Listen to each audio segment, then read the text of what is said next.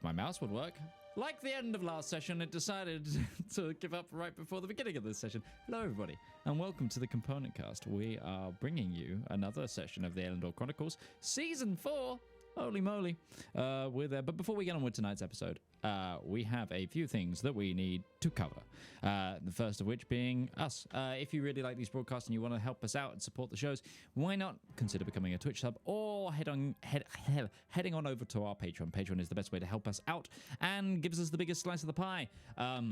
We use that to fund all of our future broadcasts, all of our other shows, do all the other things, and create wonderful things such as the soundtrack that you're very much hearing in your ears right now, or the scenes that you are seeing. We also, just as a shout out, if you are watching this on Twitch, hello, but hello if you're also watching on YouTube. There are also plenty of other ways to catch these broadcasts. You might be watching on one of our various podcast platforms, including Podbean, Podchaser, many other pods, all the little pods, all the best place you can get your podcasts, you can get us there now. So remember, if you're listening via a podcast, to favorite us if you can, or maybe even hit us on your auto downloader so you make sure you get the next episode when it comes out. The various episodes of our shows, of which there are 3 currently running, will appear randomly in your podcast feeds, in their own separate podcast feeds, as and when they upload.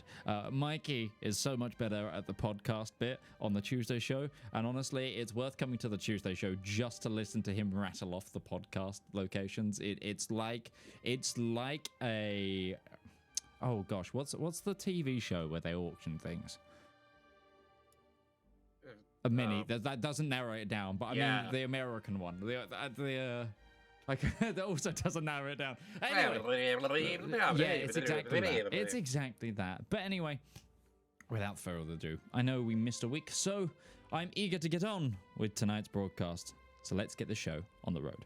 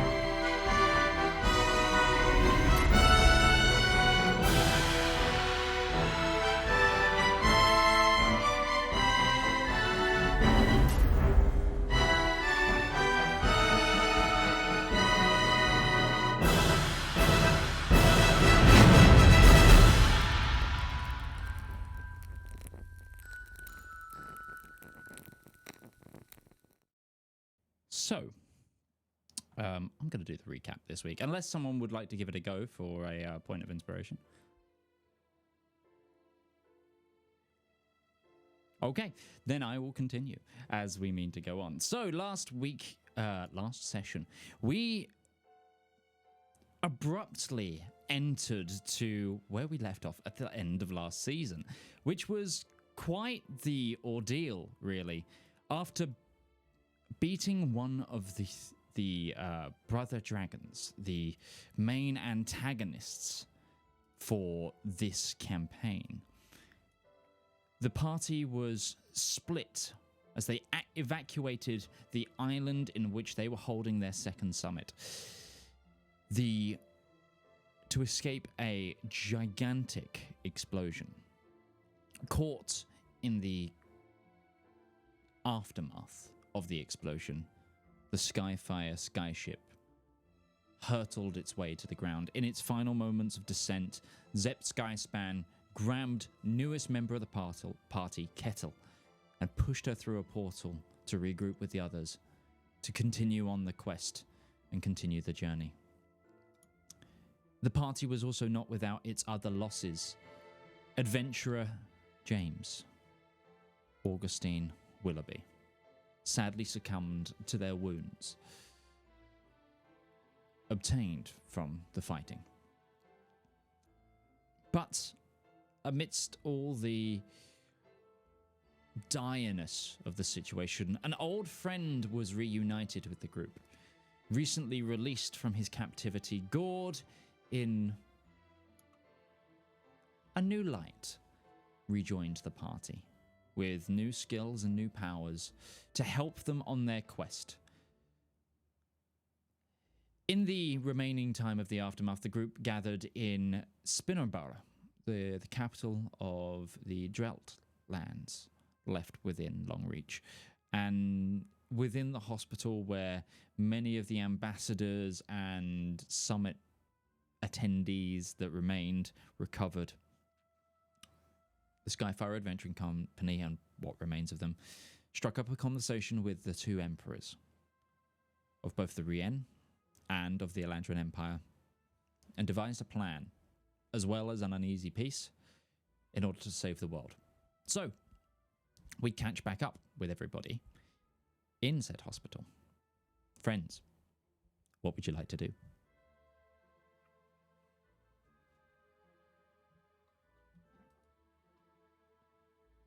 I suppose we need to decide on what it is that we're going to do next, where we're going. Are we going to go to Legrungsland, or are we going to go to the ruins of the fight that we just had to see if we can spot Zep or any remnant clues from the dragon corpse? There's not going to be anything that we can do to help out. Not in the situation that he's in. The ships that are already there will be a lot more help to him than we are. Not to mention we're far closer to Legrun's line than we are to where the meeting was being held. Sure. Getting to Legrun's line seems like the smartest operation that we can do. I think we already are in Legrun's land. I believe you are, actually. I think the last bit was stepping up the teleportation circle. Yeah. No, actually, I do recall that. Was, that's my bad. That's my bad. That's yes. I think you're just teleported into the lighthouse at Legrun's land to finish off. Yes, because the question was is Gourd still considered a criminal here? We hadn't actually decided on that yet. Yes, that's very true. Because we hadn't come to that conclusion or not. Which, boy. Let's go clear a boy's we just name. stepped through the portal, so I guess after we stepped through the portal and we are all reminded of that fact, I would just wild shape into like a house cat. Okay. You and then can just absolutely do so. Perch up on Valymr's shoulder. Get little scritches under the chin.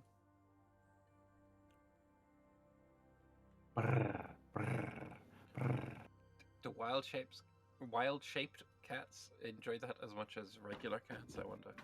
I mean, as a human, I also approve of scritches, so, like... Fair. I think it's, like, anything can kind of go there.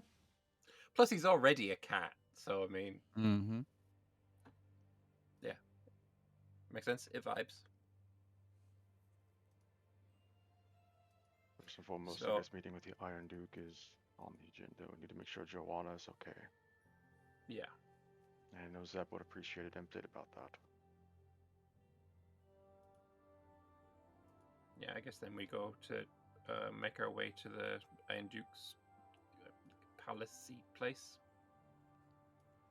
Is it a palace? It's not a palace, it's a festoon. A festoon, yeah. The stronghold.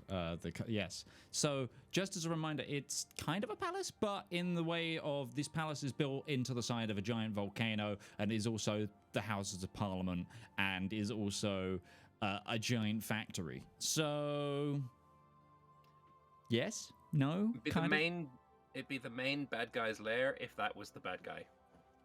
To some people, he is the bad guy.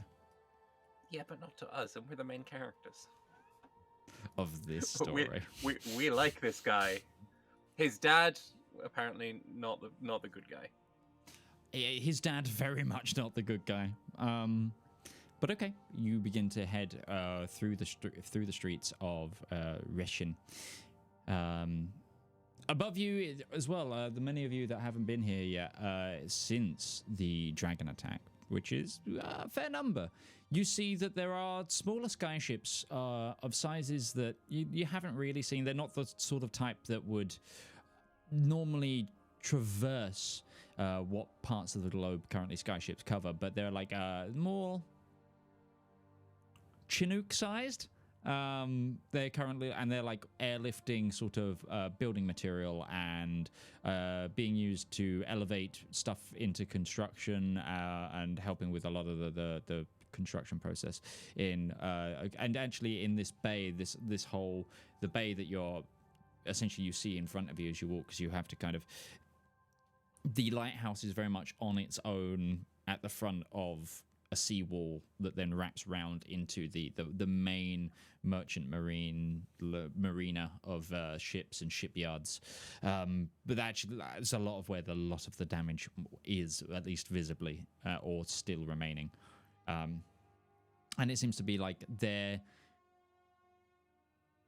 Actually, anyone who wants to sort of get an idea of what's going on, feel free to make me a perception check. Okie dokie. I love the idea of a sky tug. Kind of what it is. And in fact, they are like... they're like... They haven't got a lower deck. They are kind of just like elevating platforms with like a control thing at the back.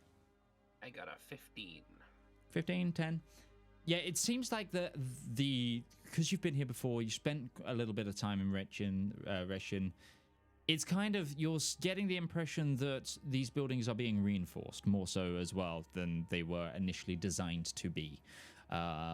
There's especially towards the roof of the properties or buildings and structures, and you see a lot of the shipyards and shipyard walls now having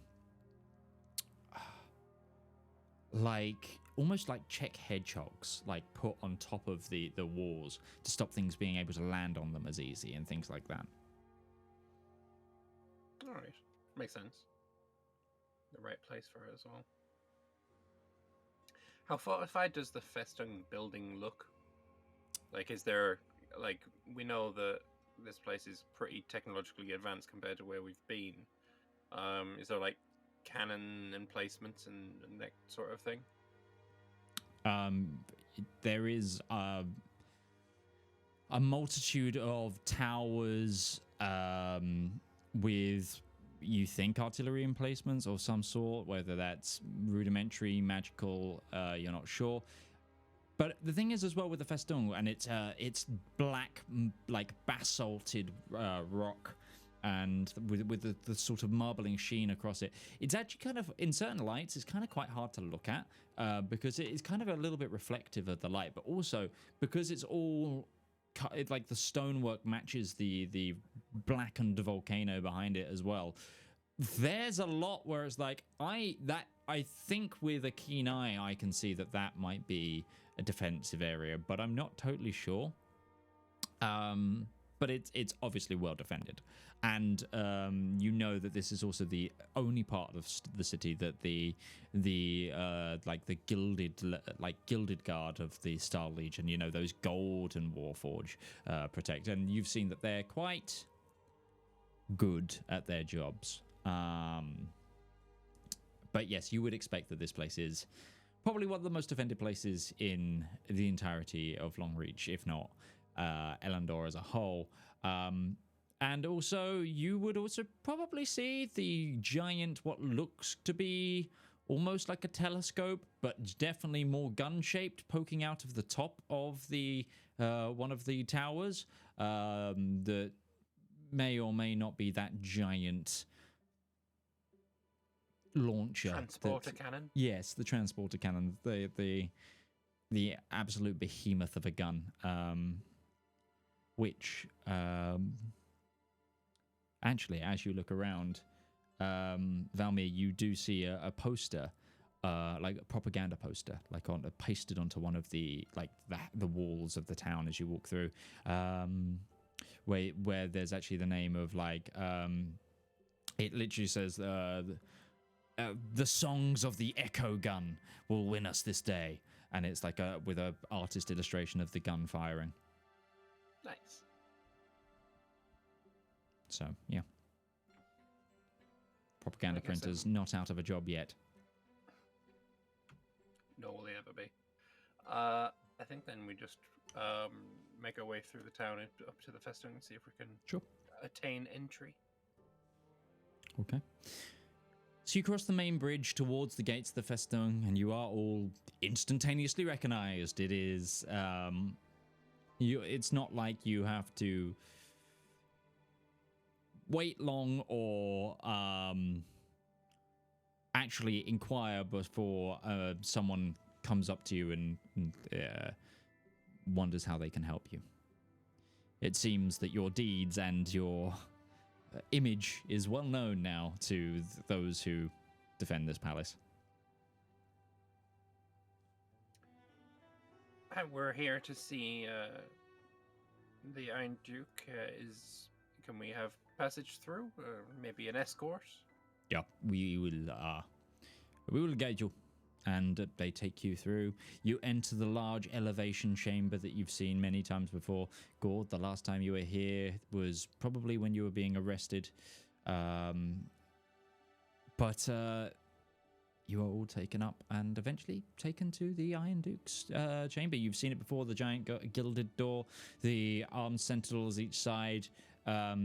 A bell is rung, and after a moment you hear the turning of gears and winches and just all around mechanical sounds as you assume that the room behind it might be doing its normal transformation back to a sort of greeting parlor rather than the mess of workshops and standard living quarters that the Duke might normally be using.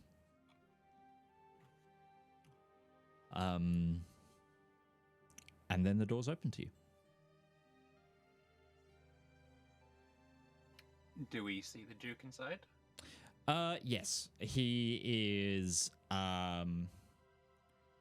It's one of those things of he's doing his normal sort of at least washing his hands thing that he tends to do when he's meeting other dignitaries, even on unexpected, sees it's you, and then just kind of starts wiping his hands off on his clothes and not caring again. But his friends, come on in. I did not expect to see you. It's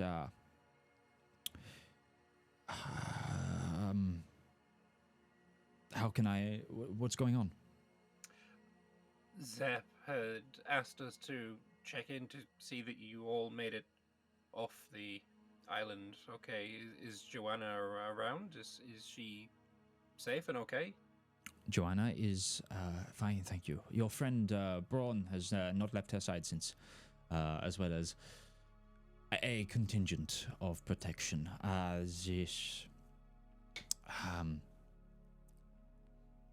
Yeah, she is okay. Where is Zep? The Skyfire kind of didn't survive, and he is currently back on what remains of the island, or he's being picked up by other skyships that were in the area. So he is okay. Good. Yes. Braun was worried. I heard about the skyship itself. I feared the worst when I haven't had reports from my captains in the area. It is. Well, this is good. This is good. Were you just coming to check in? Primarily, that was something we had promised to Zep. But also we are attempting to recreate one of the seals of Elendor or forge a new, and we need to attain access to some of the blood of the king that never was. Yeah, this is I actually spoke to Zep a little on this matter. I have been doing much. He kind of beckons you all over to. He pulls a lever, and his cluttered desk is like revealed from behind essentially a false bookcase. That is clearly like, now that you look at the books, they're all kind of just like blank. It's like when when people have like a full bookcase for just decor reasons only, but for this is just more of like a do not look at the mess behind the closet. The closet doors look nice. Situation. You've got this massive cluttered desk of scrolls, drawings, etchings, like translation, and other elements. We had talked of various theories on what is going on, and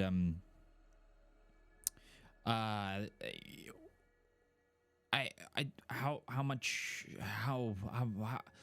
do I need to cover? Because I have been told by my daughter and other people that I need to cut down on how much I overtalk.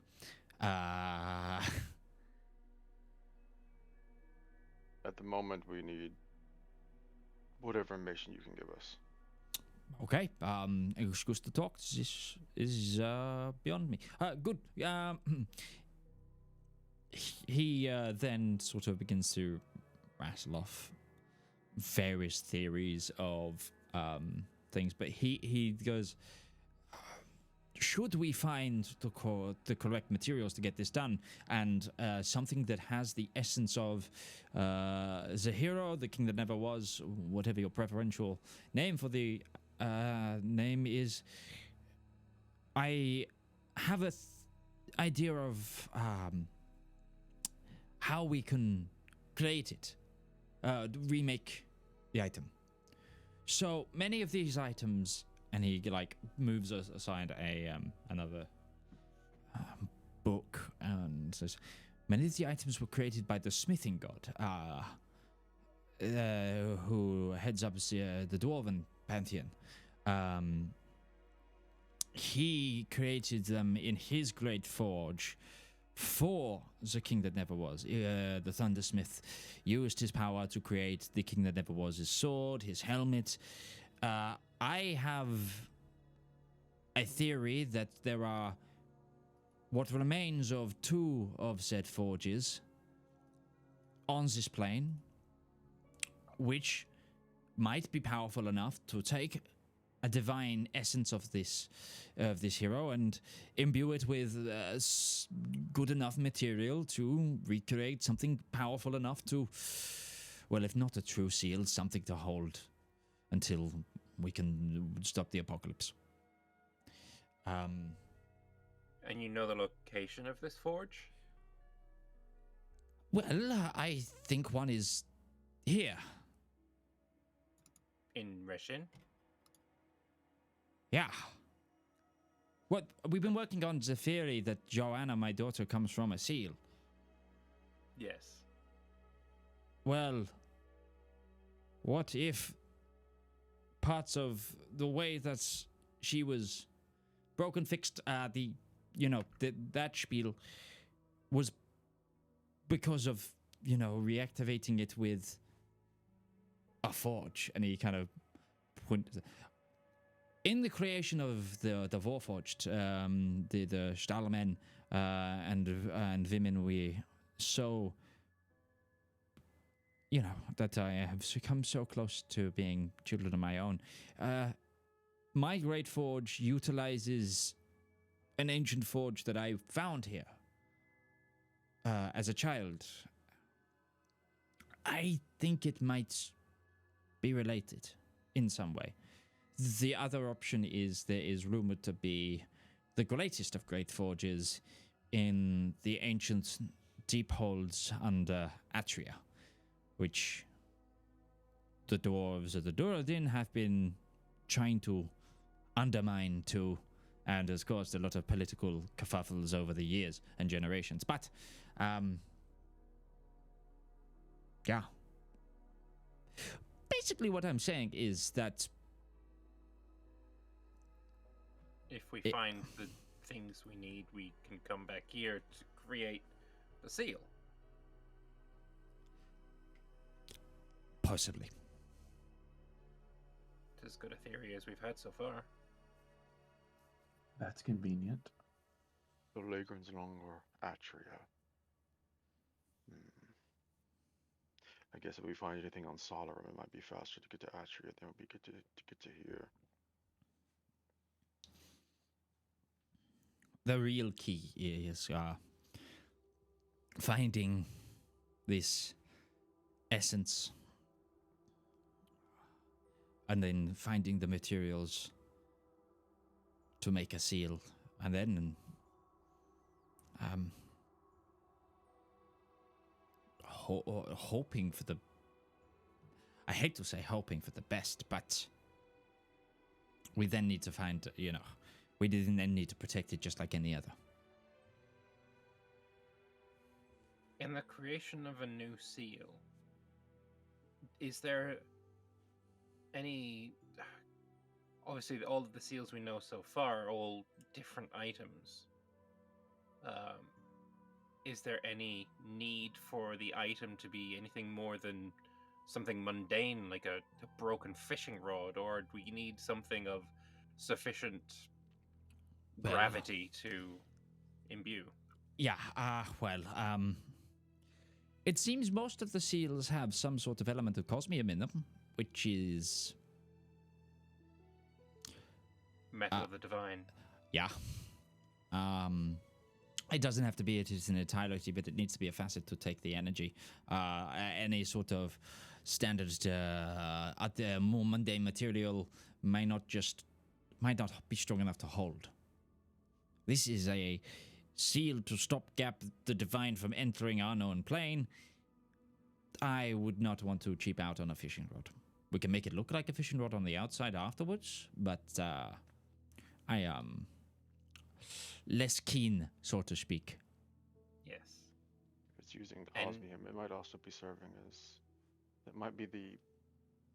There may be more purpose to it than that. If significant metal from beyond the divine gate is being used to enforce what is essentially a divine gate, then it might be acting almost like an anchor for whatever powers were sealed inside of it. You see, the cogs, already turning in, the Iron Dukes. It's just that sudden sort of... If expressions could show calculations, that is what's going across the Iron Duke's face right now. You might have something there. I mean, the reason for having the actual essence of the King That Never Was is the hero that bridged the gap between the mundane and the divine, and then having a divine element to the anchor would make a lot of sense, and then it would be counterbalanced by the rest of it being created by mortal. Might be enough to offset that, or we might need another mortal element to it. But it's a very good theory, Breton. Extra planar things are one thing I know a little bit about, but yes. All of this pales in comparison to needing to find a portion of the Never King's essence. Yeah. Do you know of a source of cosmium already on this plane that could be utilized? One that isn't housing your daughter, not that one, another one? Any of the other already broken seals, we could always try to reforge. Or recycle? Reuse? Movement for if a seal is broken to it's no longer seal repaired, let's just call it unsealed. And if it has been fixed, resealed. That's good. We could take an unsealed seal, change it, modify it, and create something sealed again. All the scripture I've seen is once a seal is unsealed, it can't be resealed. But if it is something completely different, we might have hope. The only unseals we know of are your daughter. That's not an option. Was it a crown that the Emperor the helm of Elendor. Helm, yeah. Mm-hmm. The helm, I'm not sure he's That sort of I'm not using sure it at the that moment. he's gonna give that up right now. And the mask that was in the dragon. He then like goes to other books and he says, according to vague research of my own in the past, Cosmium itself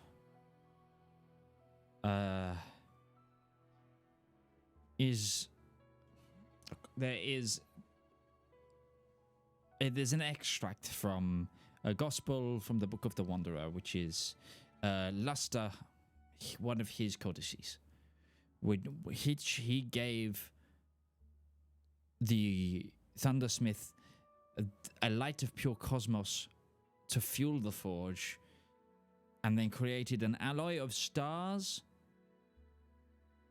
It's very vague, but I have a feeling that Cosmium itself is two parts. It is an element to light the forge. If we've got a forge and it's remained lit, we might be okay there. And then it is an alloy between metals that we might be able to find elsewhere. One is rare but not unheard of. It's the bluish hued metal you know as mithril. The other is an ingot made from what do you call it? The rock from the sky, from the stars. Adamantium.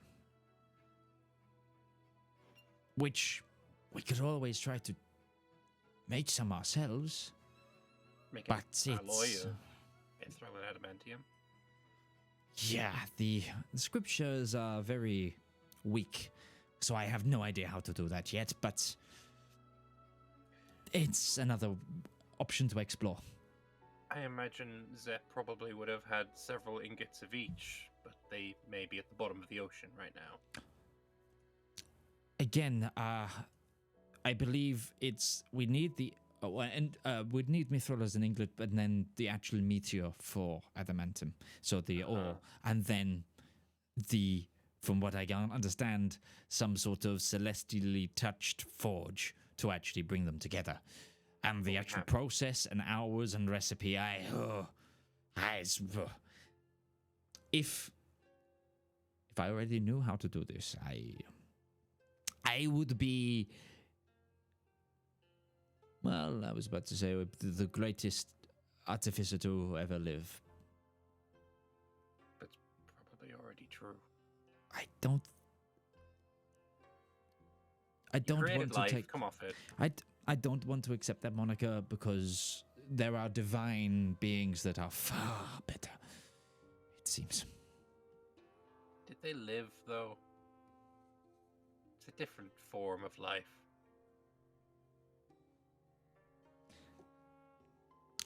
I digress.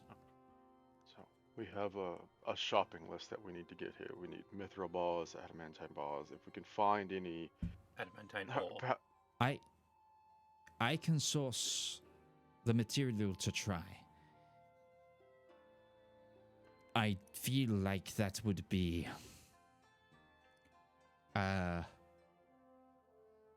what I cannot find is the essence we'd need to actually combine to then make this. I can start looking into cracking the secret mysteries of Cosmium. There's something that only a god has ever made before. But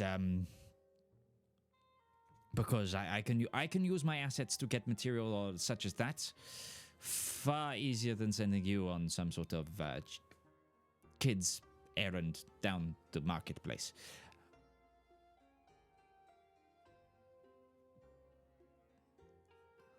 Okay, so still on the find some essence, bring it here. Hope, dream.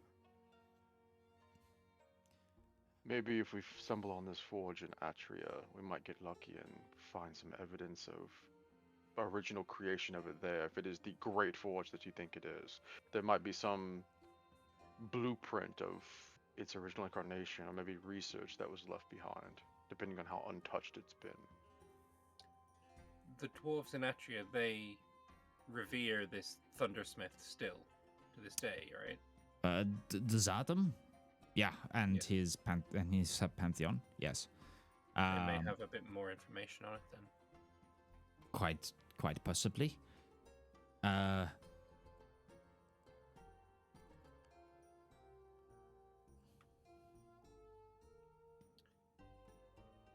Okay. That seems like a way forward then.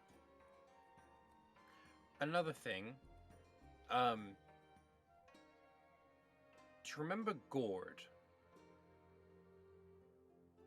He was the Leonin that brought yes, the diplomat. Yes. He ended up being quite a good friend and not he wasn't not a snake in the grass. He was, a good and loyal companion of ours for many months. And just wondering, is it possible that the charges against him and the his illegality of being here, was that capable of being dropped?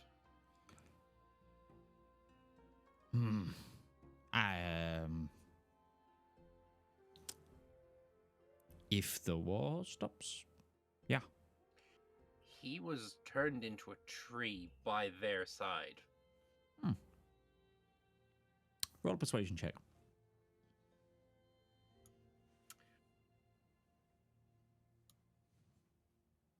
That's a point of luck. Don't even worry about that number. That one. Don't even worry. Point of luck. Did you nat one already today? Yeah, I did. No, that's the first nat one. That's a 23.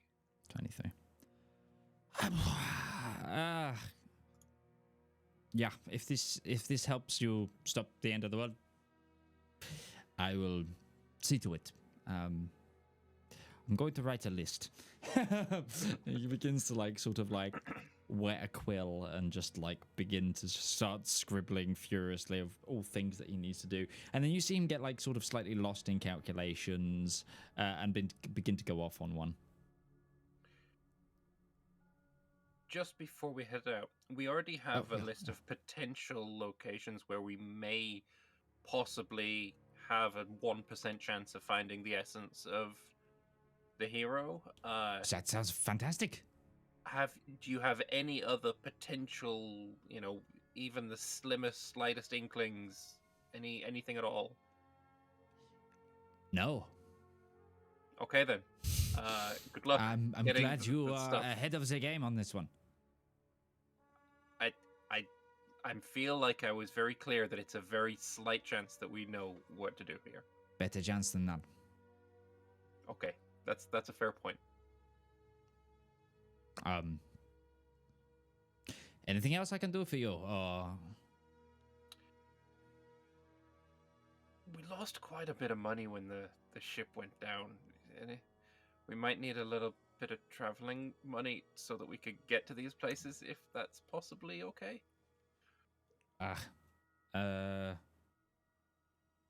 He starts to wander around the room. He starts moving books from a bookcase, and he opens up what seems to be a little.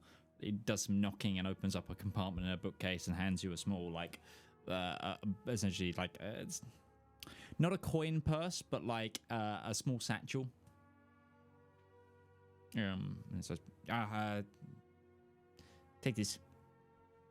Thank you. Appreciate that. I'm not going to count it in front of him. But Okay. I think that's it. Thank you so much for your help, and I guess we'll be back as soon as we find some dead guy's blood.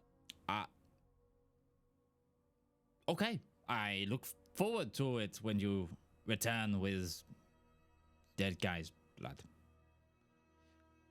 I've used weirder things. And then he kind of goes. He pulls a couple of levers, and his workshop door opens, and he goes back into the room that you've been in before, which is like the main, his main workshop. Okay. Before we leave, do you want to check on Joanna personally, Ruby? Ruby's gonna shrug and start walking out.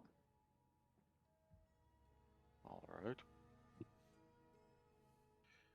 I'm gonna use the sending stone to tell Zep that we have made contact with Rechin and Ruby. No, sorry, not Ruby. Joanna seems to be in perfectly good health. Braun's with her, and they're Okay. good. Cool. I would try and find Braun before we left and just let him know that Zep's asking after him. He's fine, and he'll be making his way to Legrand's Lang at some point. Okay. Make an investigation check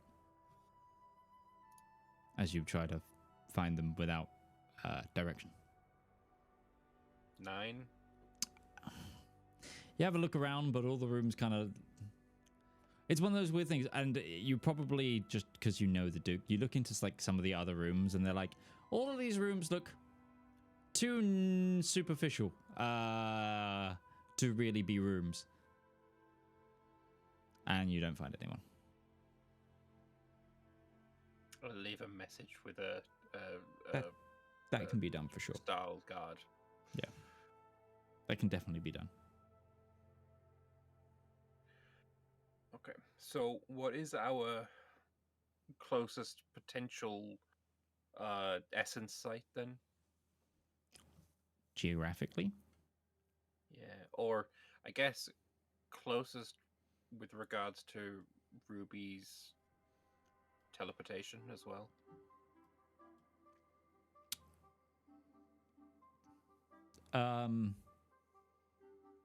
So the rumors that you've had of locations where possible battle sites from the hero could have taken place. One is the place that is also said to be where the dragons are hiding out mainly, and you wrote that off, which is the island chains to the north. The other is to investigate the Shattered Shields, the islands in the Valorous Expanse, where it's said to be the final battle happened, and where the Great Summit also happened. That's like most populated possible area, probably like in terms of levels of chance. Again, and then the other is there is some obviously like there's like the Colorus route and trying to find where Colorus is being caged as a battle said to take place there, entrances to which could have been with it, like it's deep within the grounds, but it's rumored that some were in Nardathel, some were in Benumdum, like because it's deep below. It's one of those things of below Underdark below, and it's one of those things of geographically entrance kind of close, journey to possibly much longer. The Shattered Shield, is that the islands to the south of Nardathel? Yes. Okay. That's the collection of like 6 uninhabited looking islands on the map. Okay.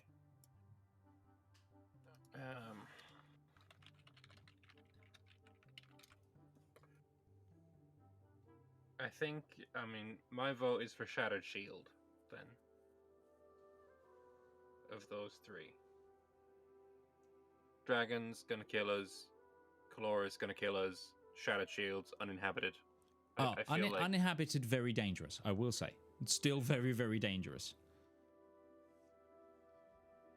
Pre-god elemental hive of angry dragons. Pretty dangerous. Seems like not very dangerous in comparison. And those It'll be are dangerous no matter where we go. the sites you have known of from talking to the 2 emperors, at the very least.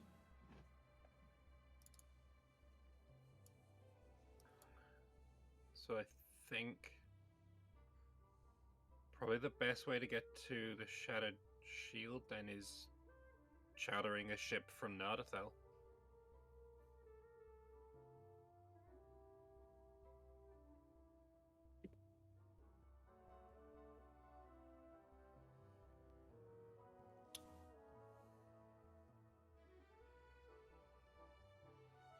All right. Ruby, you know Nadathel best, or Breton, I guess, as well. Where would be the best place to go there than to get a ship to the south? Valymr.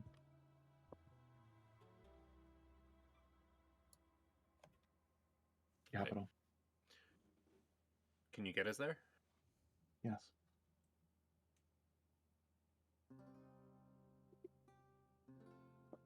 Is there anything else we need to do here?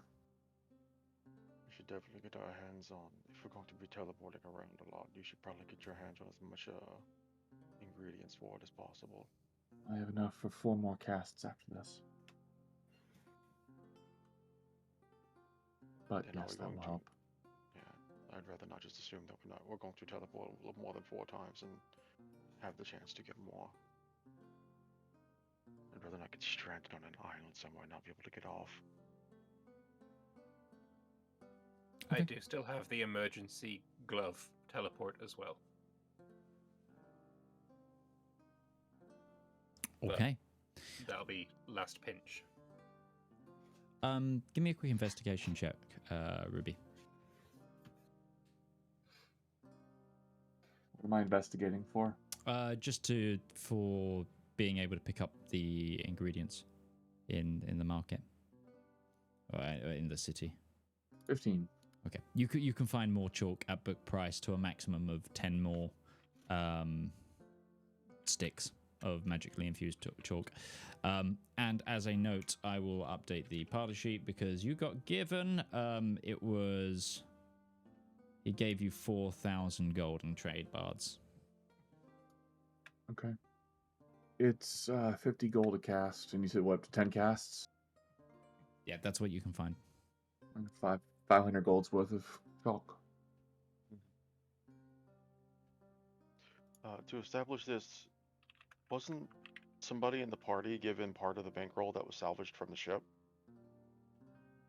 I believe that was Kettle. Kettle did, yeah. It came with the bag that Zep gave us with None of the the rest, but amulet then and the rest everything. got redistributed back to the party.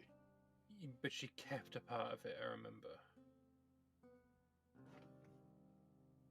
So I'm not sure how much exactly we got from that. But We'll just address that when it distributing comes to this, it. this money that we just got given would be 800 each.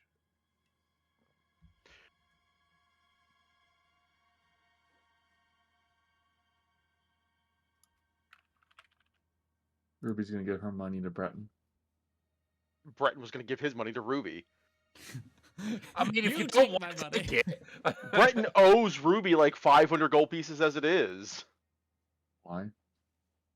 Because it was a covering training that he was doing that he didn't have the money for. Do you really think Ruby would charge Breton for that? No, but it also just... Okay, I guess I'm keeping that in. Valymr will keep his share. Okay.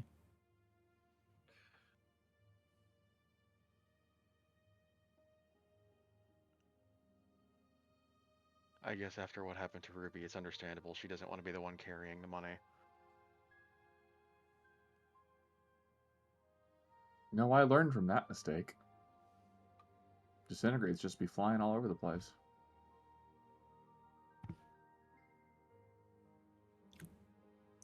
Alright.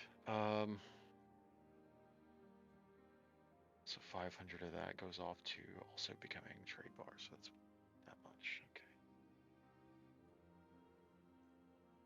So you have your teleportation circles added, all plus 10 of them. That's covered. 14 total. Yeah, so currently left in out of what you guys have, I think the party sheet is up to date now. That's including already paying for the teleportation. Then, for my sanity, because obviously Roach has had to step away. Even if Kettle did manage to keep some, do we want to make sure that that is also divvied out, just so it's not constantly in limbo without being addressed? Because that money is going to be important. Yeah, sure. But that is Midge of... do you need to remind us how much of that? Because obviously Roach is not here to confirm, and we don't have that information. How much of that was given to Kettle, and how much of that? Because Kettle, I think they gave out 15 trade bars of, I think it was 25 that were given to them. It was.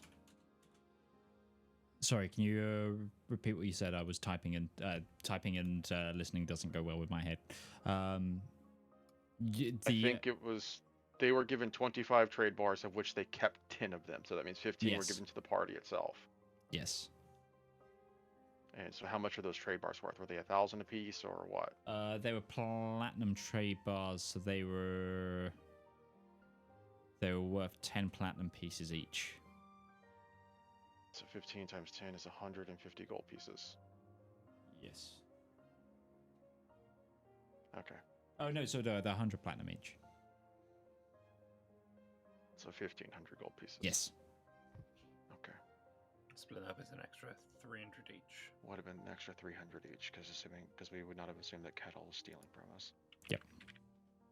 So that basically covers for that for the most part. All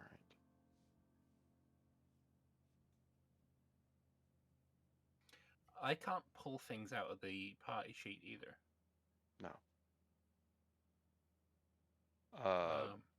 What are you trying to grab? You should be able to grab by the dragon, items. right? Grab by the dragon? No. And drag it onto character sheet. Yeah, I'm doing that. It's not working. Huh. Interesting. What is it you're trying to grab? Oh, I can move it over slightly. Some potions of healing. I mean, these would have been lost, but Oh, if that's the case, then yeah, probably. because all the stuff was stuff that was on the ship when it went down. No, that's a good point. Yeah, if it's So not none carried, of the stuff we have available anymore. All right. And then I guess just quickly, if we could stop off at a potion shop in Rechin somewhere before we head off. And I'd just like to pick up just some potions of healing, really. Sure, you can pick those up at book price. The alchemists here in the city are on kind of overdrive because production is also being used to ship stuff to the front line from here. It's kind of actually like as you walk around the city, that's one of the things that you've noticed Rechin is doing a lot of. There's a lot of export for war rather than it sending its troops outside of the navy and the ducal navy.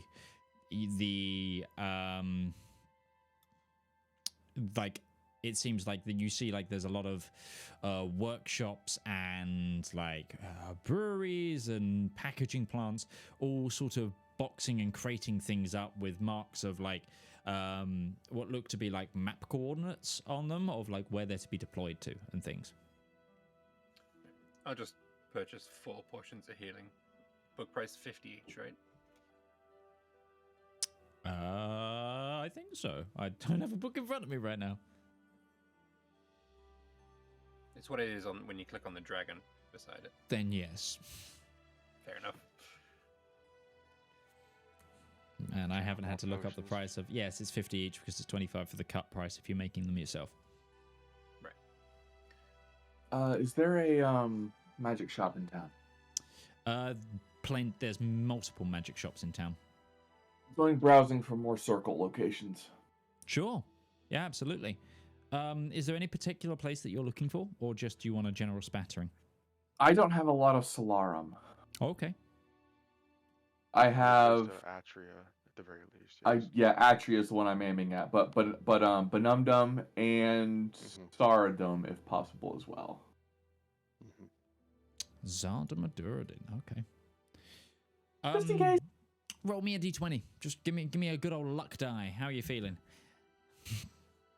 Well, 11. Okay. I'll let you pick 2 of those capitals out of Duradaz, Gundish, and we'll do Atrium, but we'll do Atrium Benumdum. Okay, Gundish. The two less likely I'm going to get shot at by walking in. Gundash and Tagora, and whatever the price I listed before when we did it. You had differing prices. Yes, yeah. It was prices for region. I believe I gave one for Solarum. No, you gave more for Eladrin. Yes. Yeah.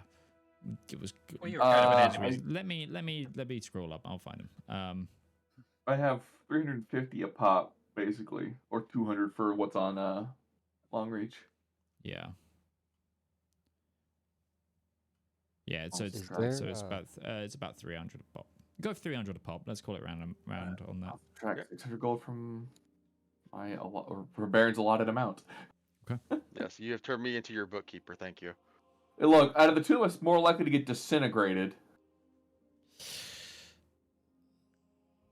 At this point, we've lost. You just took Baron back like 20 years of being the person who always carried Ruby's purse. We lost it when I got disintegrated. We lost it on the ship. So at this point, I don't think there's any real safe place to keep our gold other than a pocket dimension. Hilarious, like losing money in the middle of the apocalypse. You know, it's kind of coming hand in hand right now. Losing money in the apocalypse is going to be the title of my first metal album as well.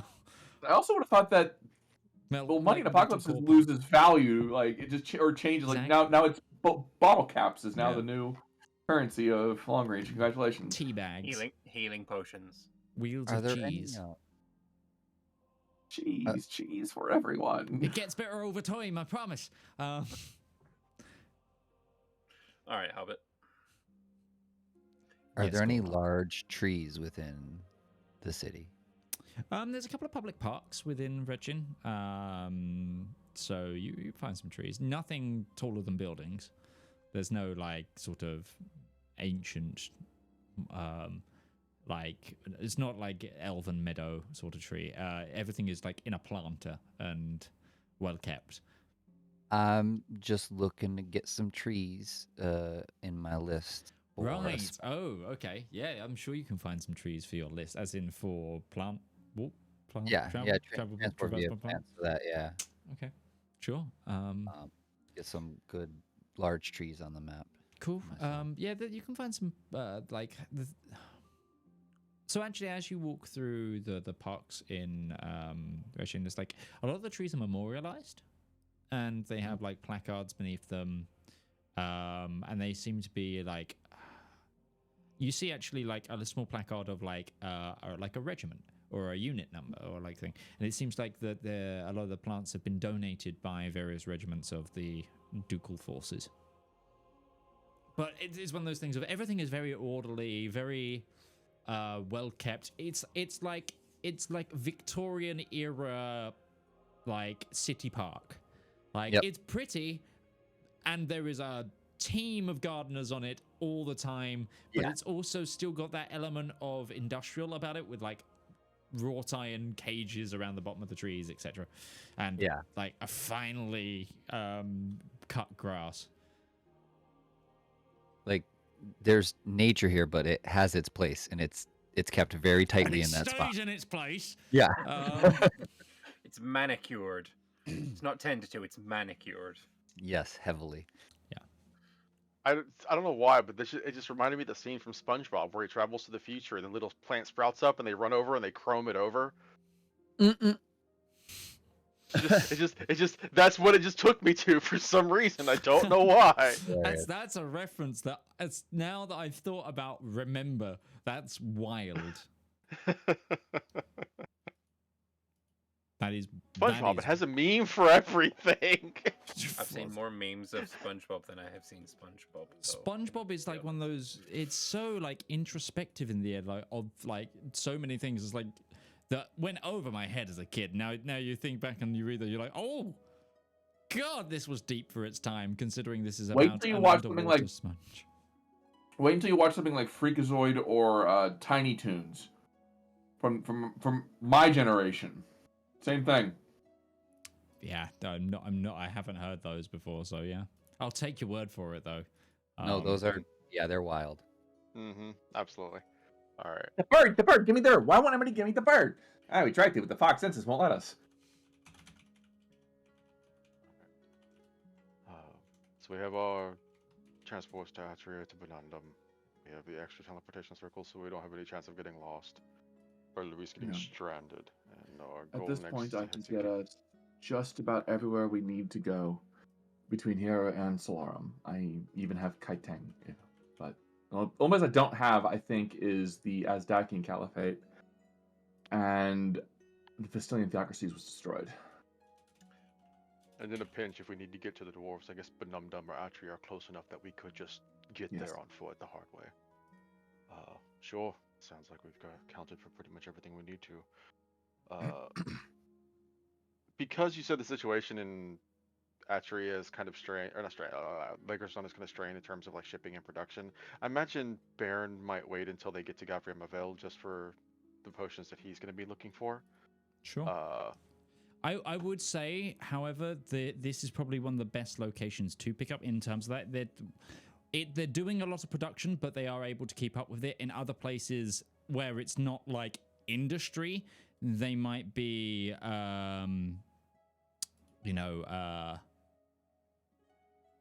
it might be less easy to get it for might be less easy to get it for book price.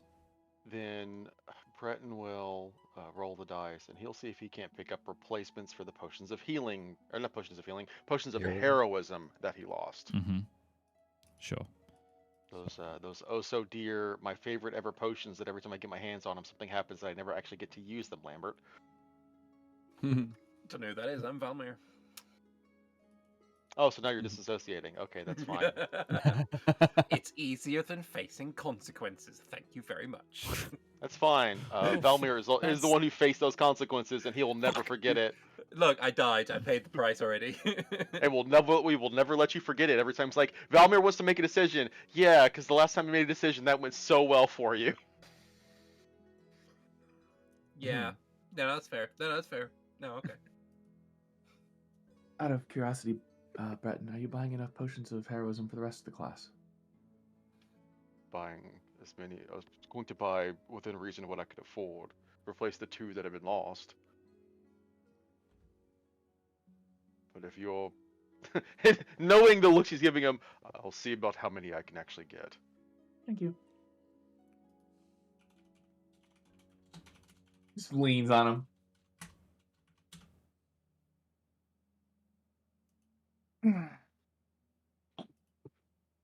Midge. Yo. Give me a D20 roll. D20 roll. Too slow. 8. I mean, I'm still gonna roll mine. Breton's gonna I got roll a his. 16. Okay, with a 16, you can find up to 15 potions of heroism. Not at the stupidly low price that they were before in that one place that you found them, but they are at 180 gold each. 180 each. I've got exactly. Hold on. I will let you know how many I buy when I've done the math on how many we can actually afford. Totally within fine. reason. I think I know why my. I think I know why my camera keeps blurring. I think because I did a little bit of adjustment on the standing height of my desk slightly for comfortability. I think it's focusing on the picture and the people in the picture. Maybe. So yeah, it might be trying to go to your background. Maybe you might have to just shift that outside of frame a little bit. Shane, you need to sit up another foot.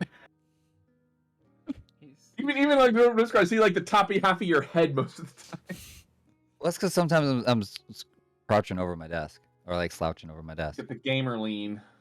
Yeah, How much were exactly. The potions of heroism, 150? Did you say? 180. 180. I mean, I'll buy a couple as well. I was buying 10, which leaves you 5 if you want to buy 5. Up to. Let me see. That's of which gold. Yeah, That's and different. Ruby, you will get because he's buying 10, you'll get half of those. 5 potions of heroism for Ruby. Yes, I will indeed. buy 4 of them. Wait, I think I did that math wrong. 1 second. 180. Yeah, because 10. No, sorry, I couldn't buy 10. I bought 6. You got 3 of them. Very well. I now have Because 3. I could not afford 10 of them. Because even before our shit went down, Baron had 90 gold pieces to his name. Breton. I I still have Zep's food processor. That's Right. the. Breton never got money. No, What? I was correcting your name. I think you were using Yeah, your old campaign name for your Oh, character. sorry. Oh, Baron. Yeah. Yeah, it's, old habits, man. I was just. I'm I get gonna it. Different character, different campaign. hold on to them for Yeah. now, but as soon as Gourd turns back into a Gourd, I will I'll pass on a couple of potions of heroism. Cool. Also a can of tuna for Cat Gourd. Yeah, I'm Pocket sure we tuna. can find that in a potion. Pocket tuna. Gourmet tuna. It's from Ruby. Oh, Gourd May? or a can of Derek's everlasting tuna. It's a can that you open, you empty out, it gives you a like a tuna bowl, and you reseal it, and then when you reopen the can, there's a whole new thing of tuna. I have already got one of those. I'm okay. Okay. Okay. As you go around the city, there is a noticeable mood change as well within the city, as whispers and then cheers and grows and other the populace's mood lifts from this hardworking, like, well-oiled machine to one of subtle celebration as whispers of the ceasefire begin to circulate.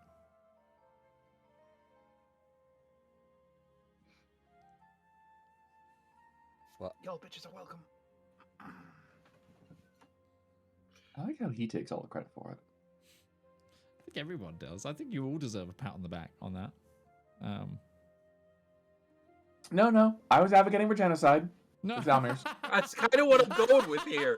Like, that is the most take that clip out of context. No, you all deserve to back on that. No, genocide. If any argument is being made on in this campaign now, so, and it's Ruby in a point, like that clip is just gonna come up. No, I was advocating for genocide. And it's like you can never live it down now because that's a thing I you've admitted destroyed to. some potions. You advocated genocide. I You feel destroyed on balance potions, of I things, I destroyed- win arguments right now. You just heard potions. It's a soundboard clip I've ever heard. Ruby advocated for genocide. Valymr magicked himself to death. These are clearly two people we should not trust in a role of authority in this party. In my divine defense, fate to save the world. in my defense, I also resurrected Valymr.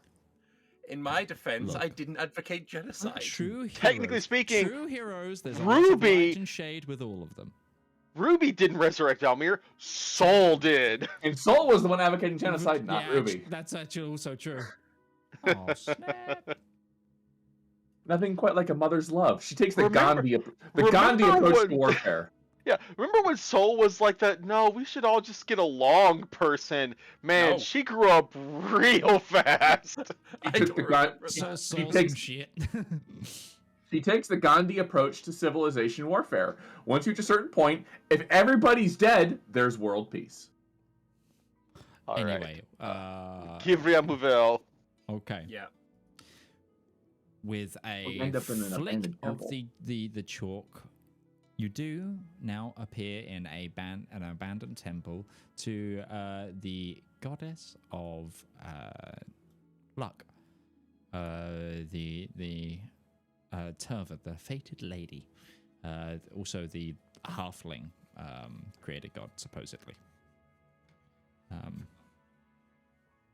yeah, welcome to Givriarmaville. Those of you who haven't been here, Givriarmaville is what I'd describe as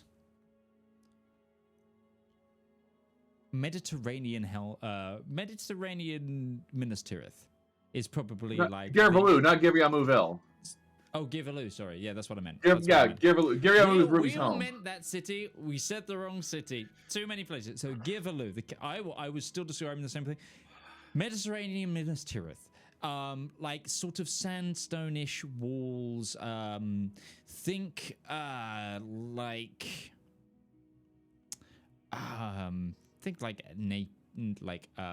medieval Naples sort of structure, with a towering main citadel with a spiring city beneath it, and then opens into the mouth of this bay, in which it has a very, very large seaport, and it was one of the only places on this continent where you also still see a working skyport, and a couple of skyships connecting and docking and floating off as well towards Kensek. It was one of the 4-point stops on this the existing and only existing skyship route. But yes, once you work your way out of the little temple, and actually, Gourd, you have hugely high passive perception, if I remember correctly. You actually see a little golden coin left, glinting under the foot of the fated lady, the sort of dusty, unused statue in this room, and Ruby, you actually see. At your, the first time you came through here, it was so dusty that it looked like no one had been here forever, and you left footprints in the dust. You actually see a new layer of dust in your footprints still there. That's it hasn't quite shifted all the way to being invisible. That hasn't been there, but you can see where you went here. But it doesn't seem like anyone else has. But yeah, Gourd, you see a golden coin under the foot of the lady. It's kind of tucked in a crevice of the statue, the main statue in the room. I'll walk over and quietly inspect it. It just seems to be a slightly larger than normal gold coin. Are there markings on it of any major city or I guess minting? No, actually, you see what seems to be a small songbird. On the face, and are you going to pick it up?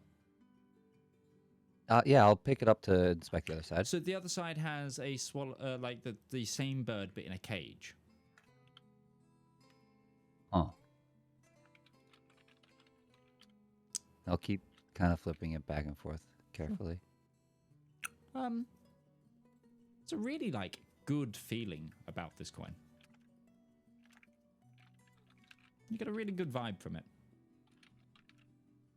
I'll look up at the statue of the fated lady, and I'll give a thanks, and I'll try and think about what would be an appropriate reciprocity, how to give back if this seems like a gift. Sure. Give me a religion check. All right. Not super great, so I might ask for help. Yeah. If this is Faith of the Chevalier, this is something that Breton could assist with. This wouldn't be Faith of the Chevalier, but there would be enough passing knowledge that you might be able to assist. If you're trained in religion, you can definitely assist. Yeah, I'll turn to the group and I'll ask, does anybody know, da da da da. What I'll might make be a a good roll. gift. I'll just make a roll then. Why not? Sure, go for it. Yeah. +6 to It religion. was Timora. I don't know the new name. Well, then you should go to the guide that I have so helpfully I given. have it open. Nice art. Yeah, I'm going to find someone to do these properly at some point.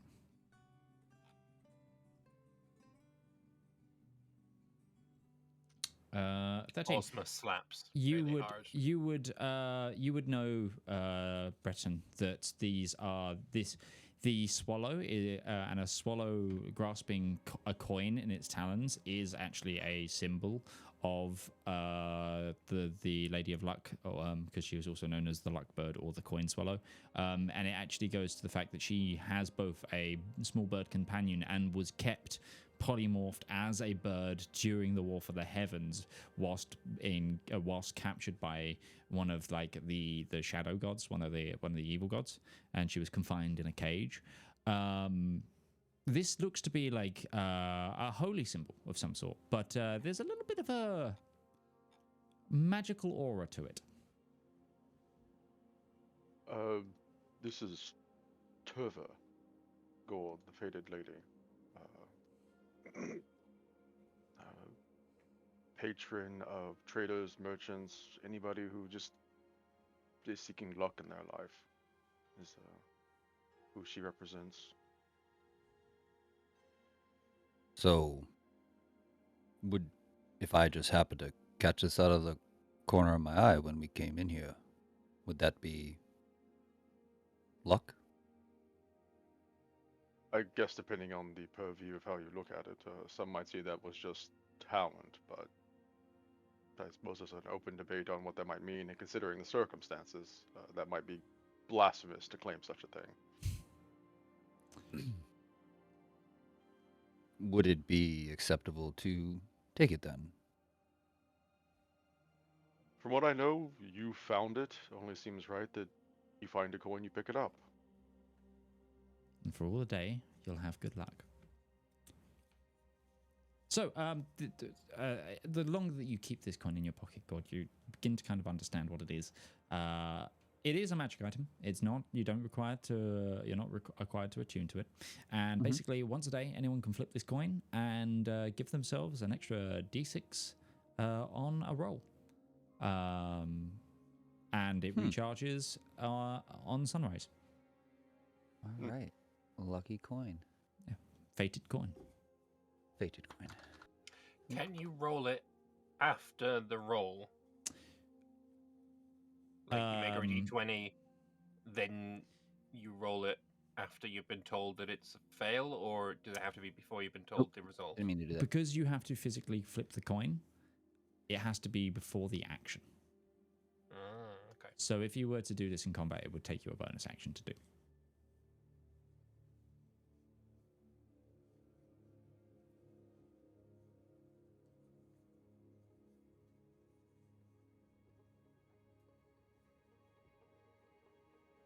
But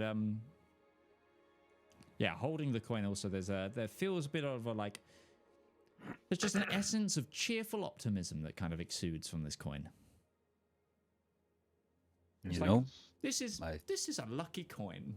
This is a lucky coin. I think we're on the right path. I was going to say, it certainly feels like we're taking the right steps when the moment we finally make a decision to start doing this, that we just happen to stumble upon what might be even considered a support from the gods themselves. So A boon. a boon is a good way to put that. Well, shall we keep moving forward? Yeah. No reason to stop now. Okay. So you're looking to try and charter a ship? Mm-hmm. To the Awesome. Shattered Spines. Awesome.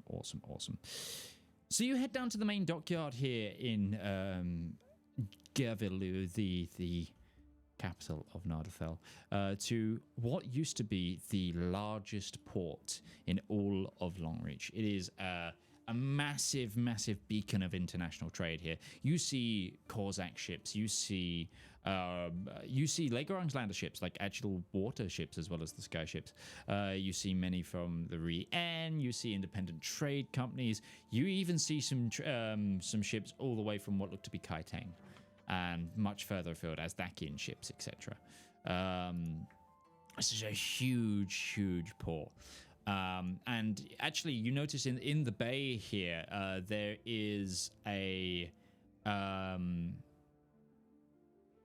and Breton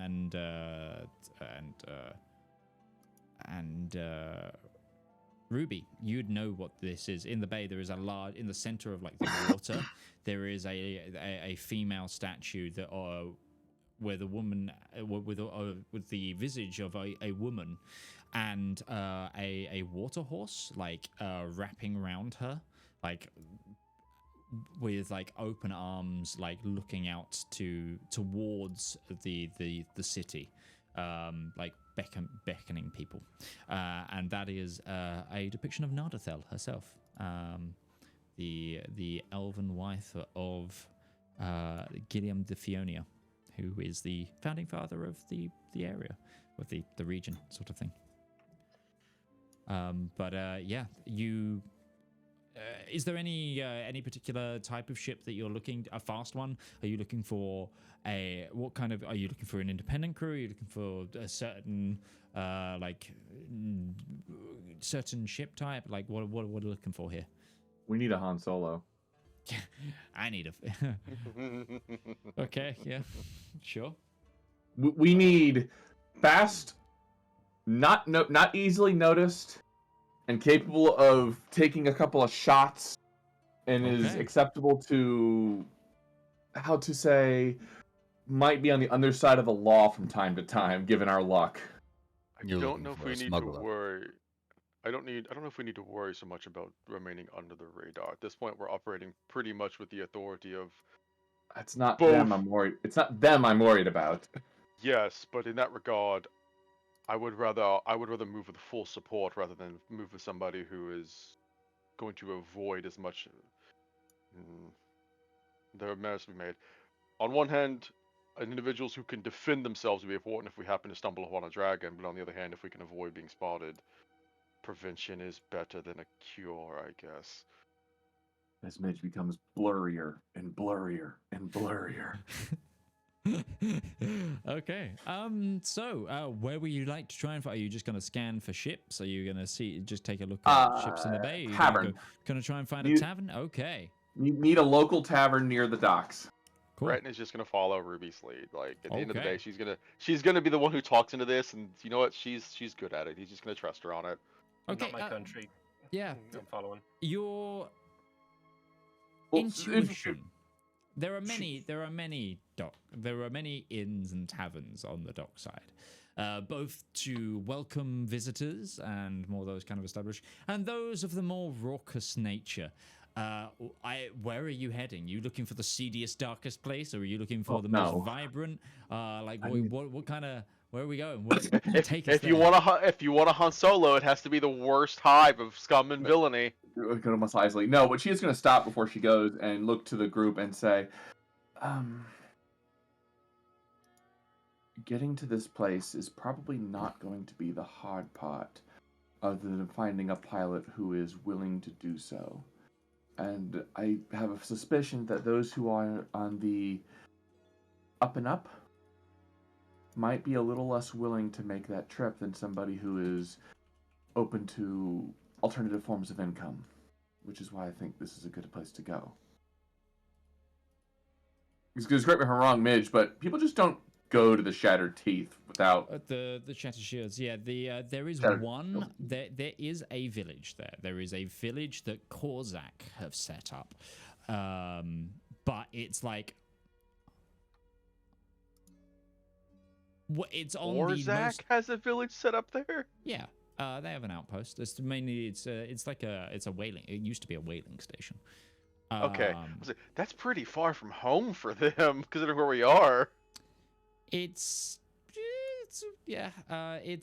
like a whaling station, and it's like 12 huts and a tavern, if you can call it. This is the that. equivalent of like the Falklands.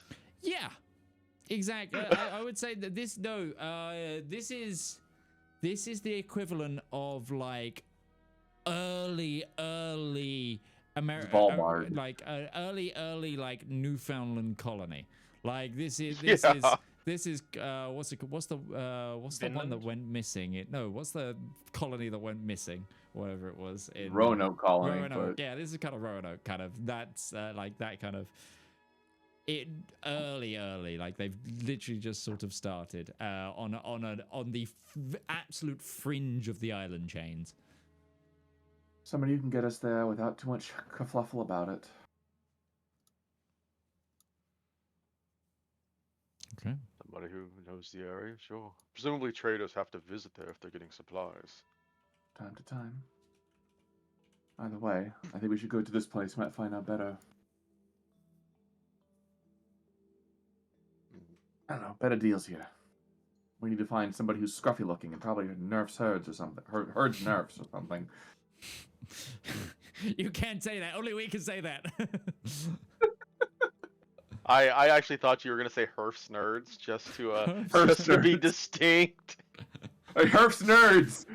Don't know why I wanted to. Herf's nerds made me want to do a sniffing action, and I don't just. I said it. I'm like, it sounds like it.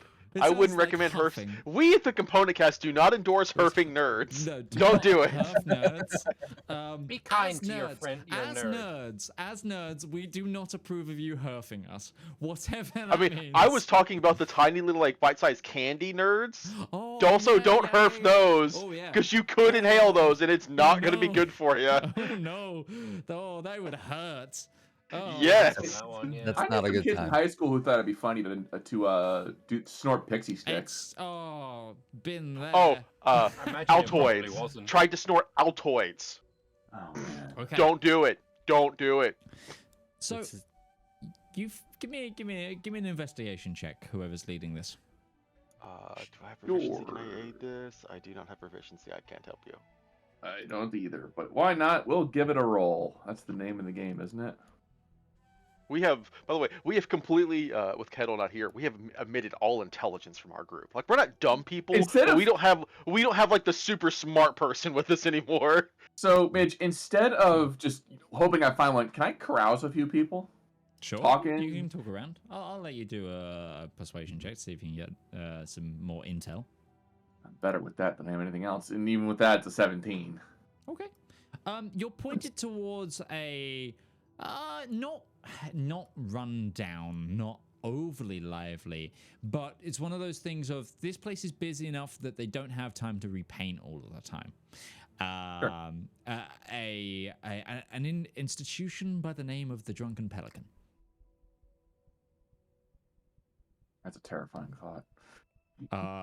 And it's like icon, like it's what's it called? It's not sigil, but you know the tavern sign. It's like and it's basically got the symbol of a pelican with its like mouth open, and its mouth being used like as like a cauldron Mickey Finn of like loads of different boozes being like poured into it, and it's just got like spiral eyes. That's I was the literally image. just thinking grog bowl, Yeah, like full it's grog bowl mouth. Pelican Just grog bowl yes. mouth, and actually, as you go in, there is at the very center of the establishment. As you walk, there's like music. There's like there's a musician playing in the corner. Lots of people, lots of tables, very busy. A standard bar at the back, but in the center there is also like. There is a lady with a large ladle standing over what seems to be a large bowl in the shape of a pelican. And she's like dishing out like punch from the pelican bowl.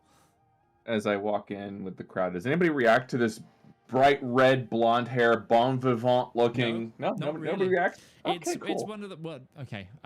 That would require a perception check. Truly, if you want to notice if anyone is like, I know these people, but it's one of those things of this place is busy enough. There's enough people walking around. Maybe someone walking past you gives you a quick like, oh, hello. But it's one of those places that everyone is doing their own thing. Kind of, there's enough here, and yeah, with a total of 29, there is no one here that instantly recognizes you. But when a new group enters that people don't like totally recognize, there is a bit of curiosity whether that is the eyes of like the sweet smell of cash to be made from these individuals, like being run through those people's brain, or just blind curiosity. But nothing seems malicious. Who's taken the most interest to us out of the patrons? Patrons, some of the individuals closest to the door, I think, probably, as they would have like essentially noticed you. Yeah. There's no one. Nobody's lingering longer than others, though. No, basically. No. Okay. Probably the person lingering the most with eyes is the bartender, who's just like it's one of those things of they've clocked you and they've gone from the standard bartender cleaning up a glass forever. They've put it down, they've flown the thing over the shoulder, they've like washed their hands, and they're sort of ready to take an order. Okay. Mojitos for my friends, please. All right. The lime. He just starts putting sugar in the bottom of the glass. I'll just take some sugar water. Sugar water for. Did that cat just speak? Are you back to normal? Yes. Okay. Yeah. When we came back to Talking this cat on my shoulder. place, yeah. Sure. No, something like that will cause at least at least 1% of the bar patrons should just give up drinking. Yep. I'm done. But no, there's a leonin, a two human, and a. Okay. It starts Is making. Kay old enough to? You know what? Yes, I think so. Yes. Whether they do is a different question, and we can backtrack on a drink if necessary here. But he could also make virgin mojitos if anyone is interested in those. But he begins to make some drinks. He says, "I'll be a silver each for each of these." Anything else for you all? Yeah, I'll take a couple sprigs of those mint leaves, a la carte.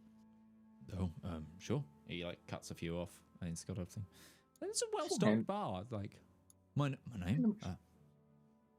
Did you say what's Oh, my go name? ahead. Go ahead. Sorry. No, I Yeah, thought what- you asked what's my So name. she will hand him a gold coin and say, "What's your name?" Oh, it's Hugo. Hugo. I'm looking for a pilot, Hugo. Somebody who can make the way out of the shattered shields. Do you mean a captain? Whatever. It's like pilot. Don't know the meaning of the word, buff. A captain making the way out the shattered shields. Sorry, we've been on a Shit. sky ship for far too long. That's Still very probably true. use the word captain. They also have a pilot, presumably. Even old sailing ships. The guy who mounted it was the pilot. That's why they call it the pilot light when it's. Never mind. Sorry. Anyway, Nautical term. Sorry. She's a naval enthusiast. right. Let me think. We have quite a few ship captains that tread the waves. I would. You see, he's pausing and like looking at you as going like trying to work out who to suggest. He's looking around and he's like clocked a few people, and it's like one of those things of. She'll then say, What "Somebody who sort does not." what level of luxury are you looking to travel via? Luxury is irrelevant. We're looking for somebody who's going to do it without a lot of questions asked. Okay. Who doesn't talk? Would be another one. Who doesn't, you know what I mean? Who doesn't talk? Sure. Table upstairs. Probably booth number 3. It looks like the table's just shaped like a ship's wheel up there. Those are the private booths for well-known patrons here. Booth number 3, if specifically you want someone who doesn't talk. And who would I be addressing? And what is their preferred drink? Their preferred drink, I can serve you right now.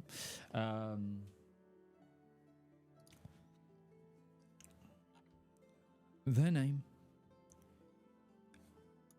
Well, they go by the calling the Barracuda.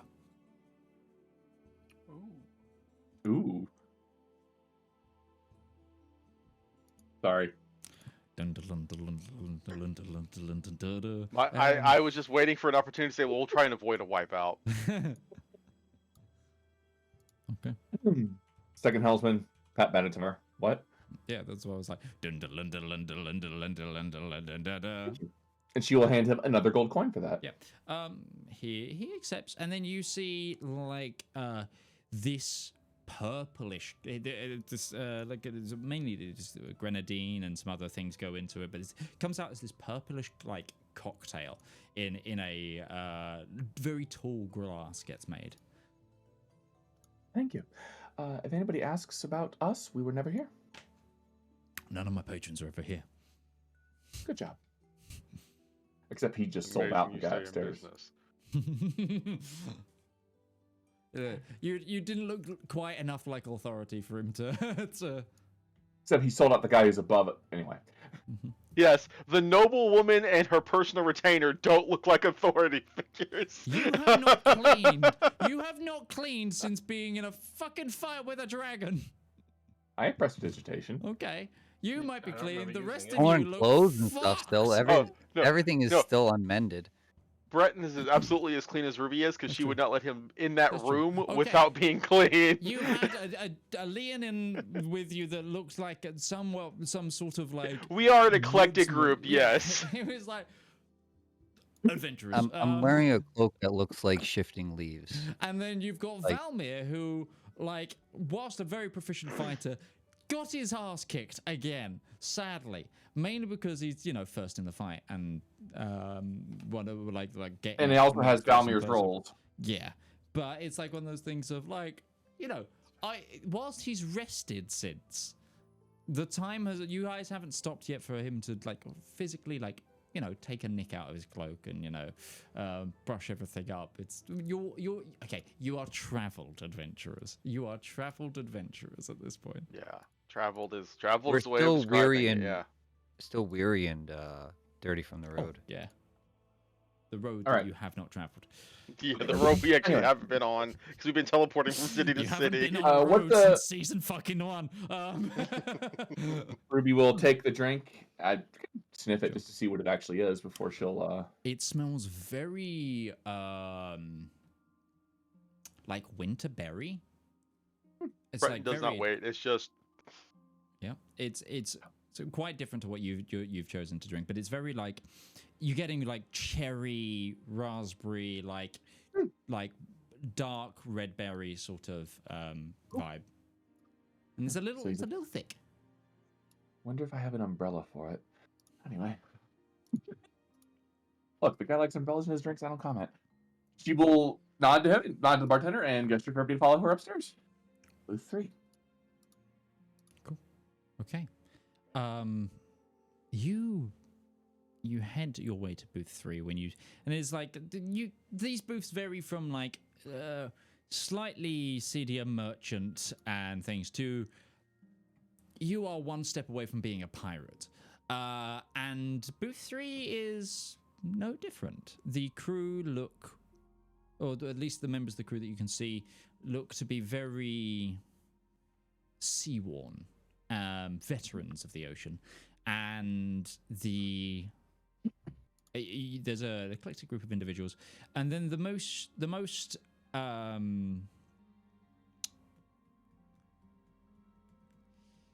regal, I think is the wrong term. The one that looks to be most in charge, you see, has a like a blank white mask covering the majority of their face, and then a hood and a tricorn hat on top of that. She will slide, not sit down, but she'll walk up to the group. Give a hello there.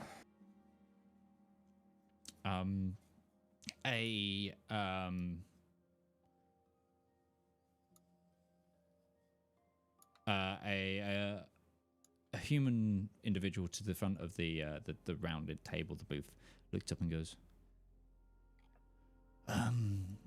what can we do for you? Recommendation in town was you're a ship worth its salt who can get me from A to B. And me and my friends, I should say. I'm captain. Will have to decide what it's if you're worth our salt. Where are you going? Shattered Shield.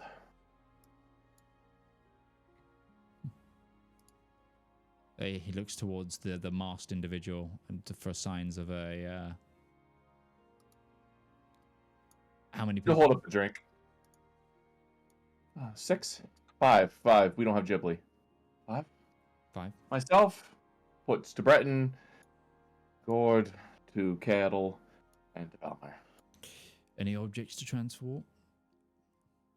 Nothing but what we're carrying. Single or return?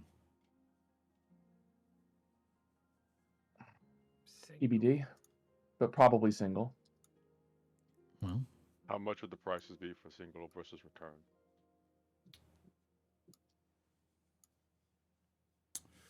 Bearing in mind, this needs to be No. done quickly, quietly, and without a whole lot of questions from interested parties.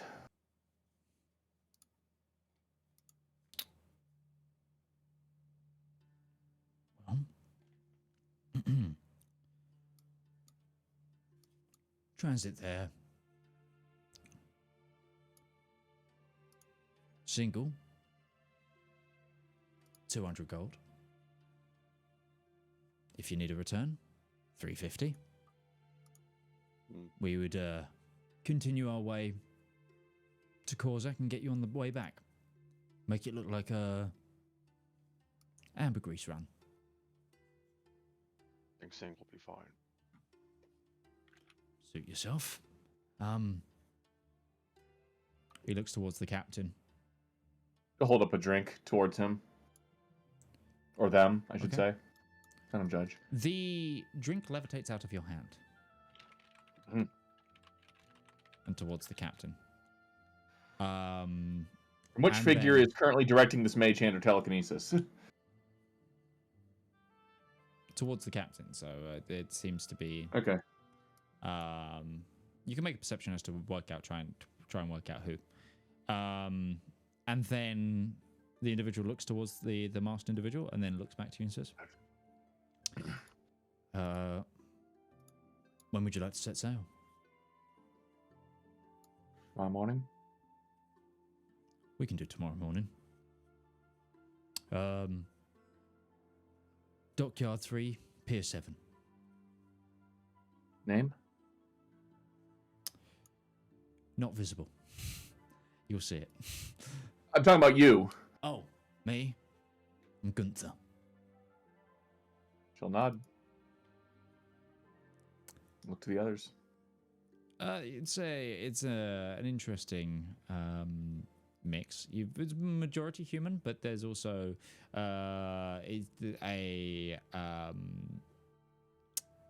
they called? A Vulpin, which is like the fox people. Yeah, fox people. And like a Strig, who's like the owl people, but the owl is like very, very battered. But they're like 5-foot owl people.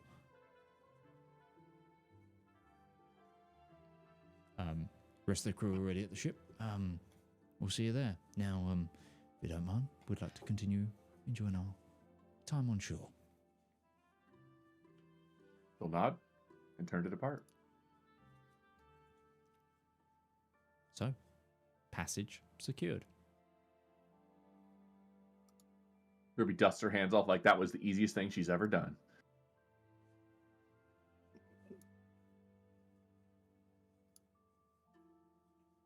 You're making a face, Breton.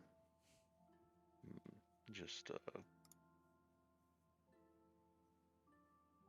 counting how much cash this is going to cost us. It's not something that you or I can afford just from what we just got. So that money's going to have to come from somewhere.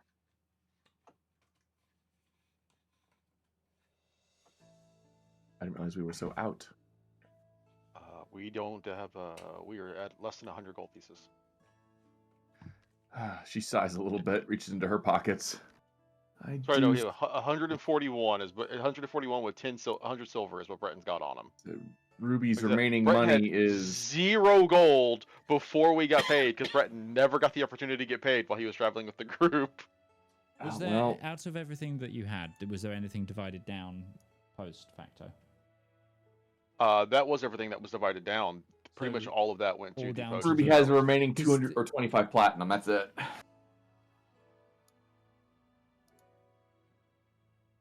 So, 25 platinum, 37 gold on my inventory. so from that, I'm saying like, I mean, it can be afforded, but it's gonna be like people are gonna have to kick in for it. You would have also, Valymr, as a note. Yeah. Did you grab James's gold? I think 'Cause you he grabbed his- specifically left James with his gold. I don't think we took that. I know you took some of the personal effects, but I couldn't remember what you took. So what I have is, I think I was just passed like a bundle of stuff. I don't know. All I've got written down is James's Codex research notes and his broken rifle. I don't know if it came with money or not. I don't remember. James's personal effects, if you went through them, you would have been able to find his gold, or at least some of it.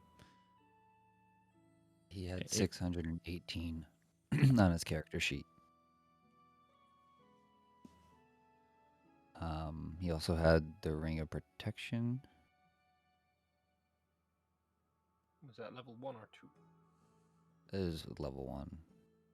He had a Mithril Breastplate +1. I would say that those are the two big items. And then his healer's, well, he had a healer's kit and his alchemist's messenger bag, but I don't think anybody could use that. So, but that would go with his probably his research notes and stuff. So,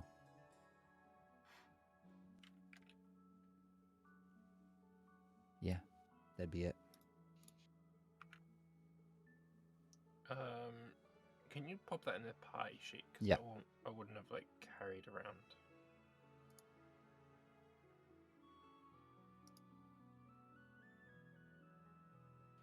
I've got some money on me. How much would you want me to chip in for the travel? Well, 200 gold pieces for the charter, right? So that would be 50 each. I'll throw in 100. Okay. They asked, by the way, they asked for the money by the time you come to the ship. So you've got time to work it out.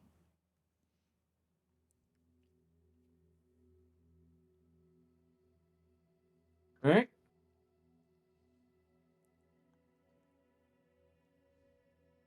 Okay. Is there a temple of Brayla in town? Nothing directly just her. But there's the huge Chevalion cathedral, and there is a smaller temple to the Nine Lights. Brayla is a sub-deity to the Nine Lights, so there might be Sure. either a chapel or an altar to her somewhere there. Sure. No big deal. Curious. Brett was actually going to visit the Temple of the Trilliant. Sure. Are you going to go to the big one? The big one. The big one? Yeah. Where all the pomp and We're ceremony in the is? capital. Why not go to the Yeah, one sure. of pomp and ceremony? Yeah, absolutely. Yeah, you can absolutely go there.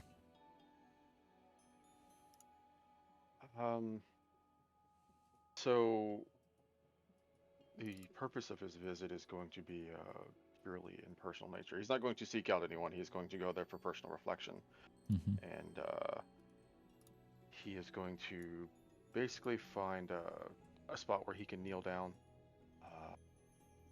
He's going to draw out Ensign, his father's sword, Mm-hmm. and he is going to basically hold it up very much like a knight in repose, and just begin to pray in. He's going to speak in Nardathelian because, why not speak in the native tongue when you have the opportunity to do so? Sure. It's been a while since they've had a chance of even using it, and he is going to basically. I guess I can say this out. Why not? Work it out. The journey has been long and difficult. The trials have been many, the fights have been grand, and the stories have been written, but have not been finished. As we stand in monument to the heroes that came before, the legends of old, and the practices that uphold law and order and civility in the land that we call home, I stand in repose as a knight in service to the Chevaliant. And as I sit here, I ask my deeds be known. In battle, I have faced down beasts that would sunder the world, crash the world, the waves upon all that we know and hold. This blade has cut into a beast of beyond, a beast that had been corrupted, changed by the seals of authority of the Nine Lights that set the Never King upon his throne.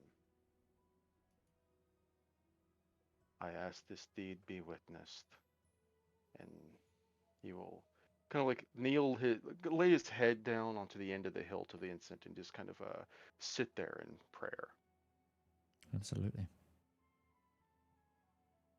Give me a quick religion check. Just Sure. for vibes.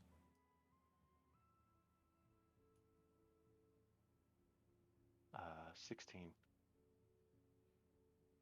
In this place of holy reverence to the Chevalier, the many aspects and icons of saints long past and heroes and stories long told depicted in the beauty and luster of gilded portrait and stained glass.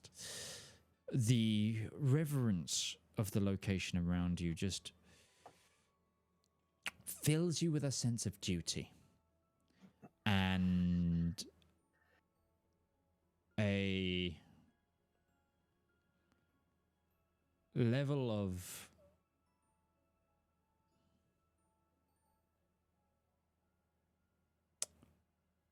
hope that hasn't been really felt for a while.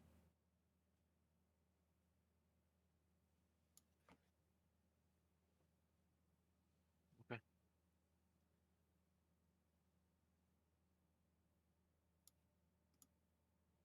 Okay. We should find we should find somewhere to bed for the night. Presumably a place where we can wash up properly. Very well. That's very beautiful, by the way. No words needed to be said. I wasn't sure if it was going to be, considering what was happening, I wasn't sure if it was going to be affirmation or otherwise. Well, as the one person amongst everybody here who has the voice of a spirit of a god in their mind, I can at least attest to you that it was witnessed. Yeah. Valymr, Gourd, would you like to do anything in the city?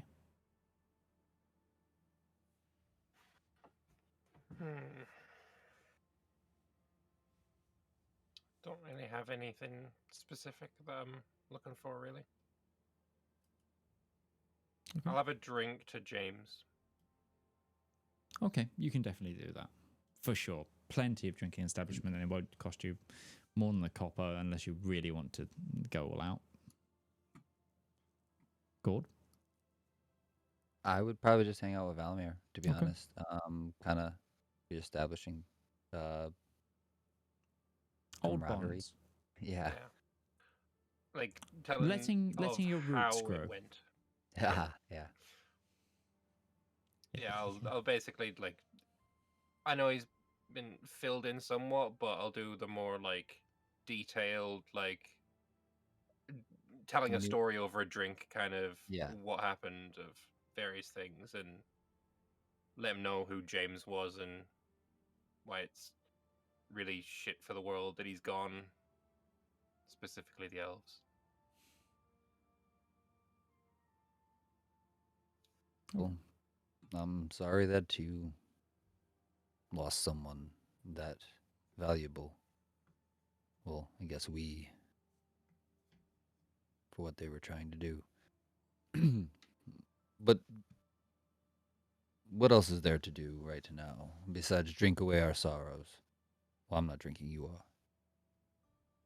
Celebrate the return of someone we thought lost in the same way. I don't think I was quite lost. From our perspective.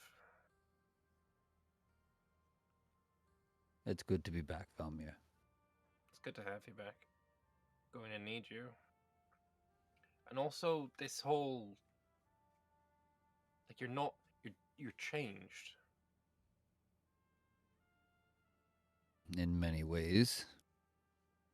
Yes. Well, I hope we'll make use of some of the new tricks that you may have up your sleeve. Absolutely. Like, you couldn't turn into a cat before, could you? Or could you? And we just never saw you do it. Like, 'cause I've that always felt I've always been feline in nature, so it was kind of more of just an adjacent step. That was actually the easiest transition I've found so far. Yes, but once you feel like I've said this once before, once you feel yourself being unmade and remade into something else, and you're able to kind of visualize that transitioning, it's quite interesting.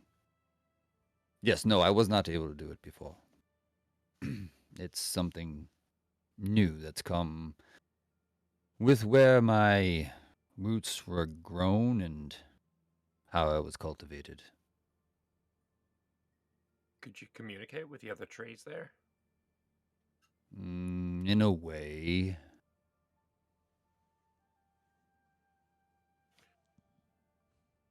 In the passage of time, was it like normal? You felt every second pass? Did it feel longer or shorter, or what? How was it? I'd say it was green and pleasant.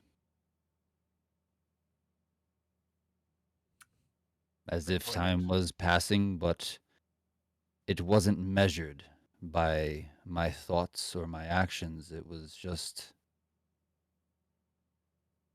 almost like feeling the change of the weather, I'd say. Slight shifting, little things would remind you that something occurred.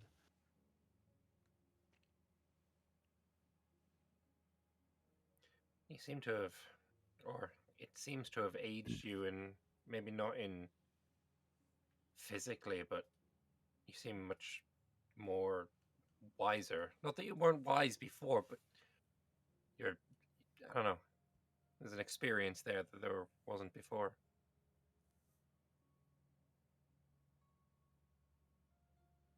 Thank you. I'll take that as a compliment. It was meant as one. It just, oh look, I might have 20. I was not. I but didn't think. No, don't. I knew it was meant as one, and that's why I'm just saying thank you. But yeah, we'll just like let him know about what happened. Drink to James's memory. Okay. Wine and milk. Not the milk again.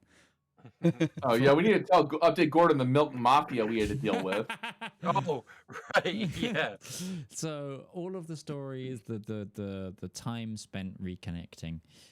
With that, we're going to go ahead and take our midpoint break. So we'll see you in 10 minutes' time. Hey, come here a minute. Do you need royalty-free music for your TTRPG content, whether that be a YouTube video, stream, TikTok, Instagram post? Don't worry, we've got you covered. My name's Alex, I've been a content creator for almost a decade now, and I've teamed up with my good friend Harry to produce 10 royalty-free songs for you to use in your content completely for free. We've tried to make a whole range of motifs with this album, covering happy music to sad music, to mystery music to combat music. And if this takes off, you know what? We might even make some more. So give the Elendor Chronicles soundtrack Volume 1 a shot. It's free to stream everywhere. And if you want the high quality downloads, you can come over to our Patreon and download them, or you can contact me directly at tabletop@themidgemansworld.co.uk as a creator, and I'll just give it to you for free. That's it, there's no catch. And just to prove it, we've also given you guys a user license agreement to prove that you have the complete perpetual rights to use this content. So enjoy, and good luck on your next adventure.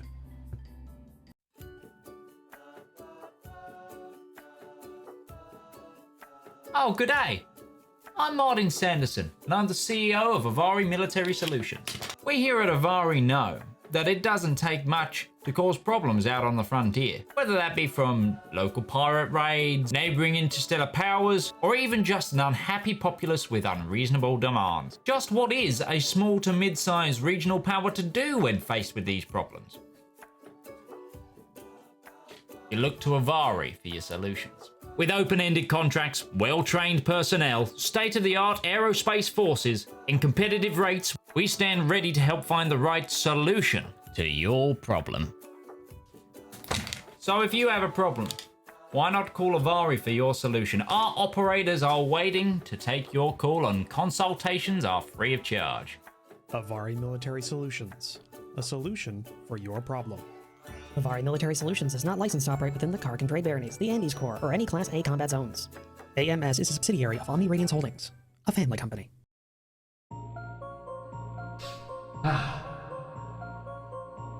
When is a story more than a story? When a tale is more than words on paper? When is an ad more than the script it's written on? In the darkest and deepest annals of our own history, worlds of wonder and splendor burst through like a blister made of hope. From the brain that's rattled and riddled with madness, a radiant pustule.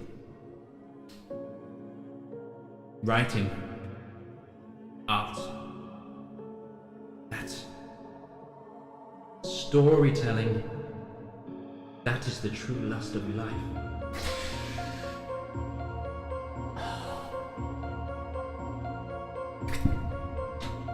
You too can dutifully indulge in art. Like fans of the greats. Shakespeare, King, Tolkien, Seuss, Mercer. You too can indulge through Twitch Prime. Get an extended access to a wealth of knowledge with a simple click, an emotion so small that it could endlessly amount possibilities. Embrace those feelings. Support art. Support the component cast.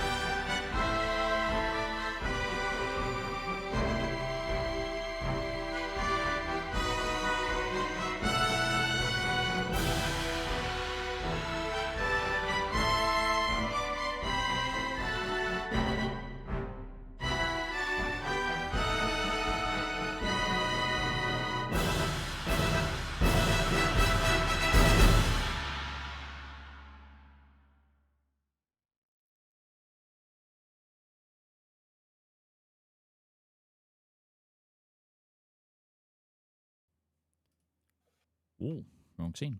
Welcome back, everybody. Look at that. I'm a professional. I know it. So, you find yourself some place to bed for the night. Unless there's more you wish to do in town. It will set you all back a silver piece each to find room and board for the night. I take it you're all looking to stay in the same location? Yeah, probably. Yeah. Okay. You find an inn far from the shore. You find an inn in one of the other, not the main market area of town, but like off of a market square in one of the other parts of the city, where you find comfortable enough rooms in a slightly quieter tavern. Is there anything else you'd like to do, though, before you continue your journey, for the most part? As we're settling into the room, Bethany is just going to turn to Ruby and ask, "So what's wrong?"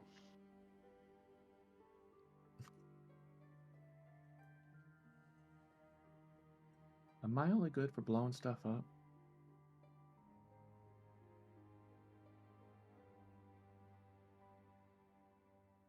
I'm guessing this isn't a rhetorical question. No. No. That you have talent at it. I'm not going to pretend you don't, but hell, in the last 5 minutes, you've already proved that you're more useful than that. It's just something Gourd said the other day. I want to use my fire to heal, to help, protect. And then, turns out, he's right. The only thing I can really do with my fire is kill people or hurt them.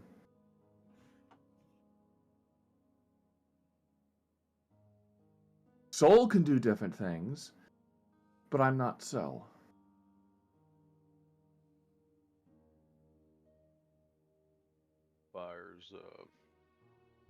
Fire's not really something that tries to help as much as you might hope. I understand the concept, fire is warmth as much as it is heat, but, well,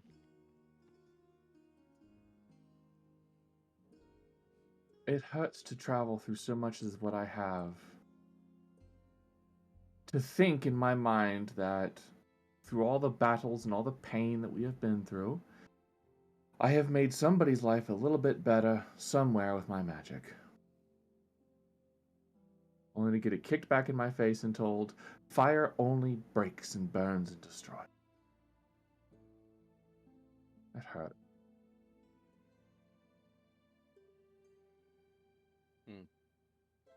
Well, if I know anything about you, you're gonna prove him wrong. Simple as that. I hope I do. I hope that when this is done, I can prove to you and the rest of everybody else that a phoenix is not just an avatar of destruction and rebirth. There's more to it. Something I think that perhaps everyone has missed.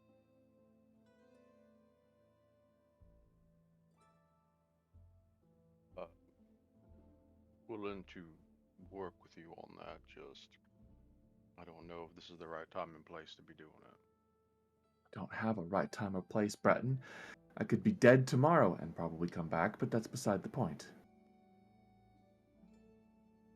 When is there a right time to figure out who you're supposed to be? I was talking more about the consequences of freeing a phoenix in the current world that we live in. Oh, no, I get that. Chloris is an embodiment of what was, not what can be. The naivety of me thinking that if I can be made better, so can an ancient primordial entity, but I have to assume that the king that never was had an idea of who Chloris was and bound her away for a reason. Even if she is from Elendor, that does not mean she is any less capable of destruction. Just because fire is not inherently evil does not mean people don't fight against it to prevent their house from burning down. I get that. Well, she's also been trapped for a fair few number of years, and typically when you keep something like that caged up, it don't get happy. perhaps it's stupid of me to think that everybody wants to be better than what they are, to see the best version of themselves, to help create a world that is the best version of itself. But that's just foolish idealism. I think people do try and do that, Ruby. I think the conflict you're running into is what you think people being better is and what they think people being better is ain't always the same.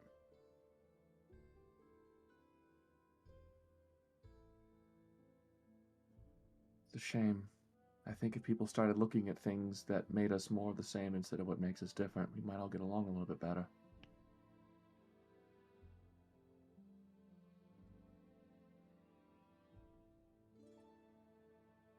That's the problem that we've been dealing with since before there were nation states. You know, for all the gods in this world, with their dogmas and their creeds and their idols and beliefs, oaths,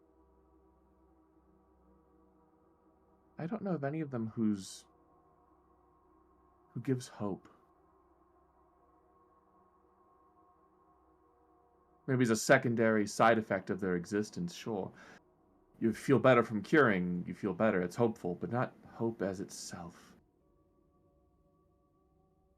I mean, I don't know the non as well as some, but I was always under the assumption that was the Never King. I don't think that's one of his portfolios.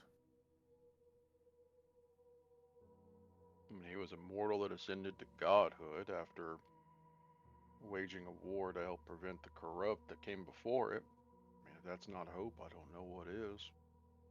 Or maybe it's the story that gives hope, if not the figure. Yeah, maybe. Is it naive of me to think that I could be following in his footsteps, help save the world from the evils that come? Superhero complex, what do they call it? Hero complex?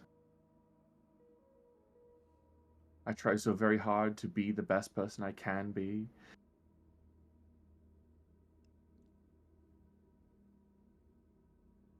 Well, you're living up to your own expectations. If other people are setting different expectations for you, then we're back to what you think being better and what other people think being better is not always the same. You know, there's an old proverb that one of the Chevalier told a farmer once, and that is, if you judge something by what it isn't, it'll spend its life believing it is a failure. If you judge a farmer by how well he can hold a sword, he won't find his own worth. You judge a swordsman by how well he can farm the fields. Same difference. So am I the swordsman or the farmer here, or? I'm saying She's smiling. She got the reference. you're damn capable, Ruby. Soul's capable too at different things, and you're trying to find a way to blend the difference, because you don't want to just hurt people, you want to help them. I think the solution to that is just finding the way. You got an awful lot of magic in there, and Brayla's touched you too, maybe more soul than you, but I think if you set your mind to it, you can find a way to bring out the aspect of what you're looking for. I've been You know, trying. cauterizing is a healing technique using fire. I'm sure I don't have to tell you that. You burn, which is injured, to keep it from getting worse. Healing in a backward sort of way, but it's healing. Ever since, well, before the island incident, actually, I've been trying to reconcile a way to tap into Soul's magic without having to swap between the two. If I could ever bring forth that healing capacity, I have not been able to so far. It's been a futile effort. I don't know if any merging has been stalled or it needs something special for it to come out. If I can call on Soul, but I think that's your problem. what? I've known you your entire life, basically. Most of it anyways. And I've literally known Soul her entire life. And the longer that I get to know you both, and the more that I get to know you, the more I realize I think your biggest problem is you keep getting in each other's way. Because even just saying that, you call Soul. You are Soul. She is you. You gotta stop thinking of her as somebody different.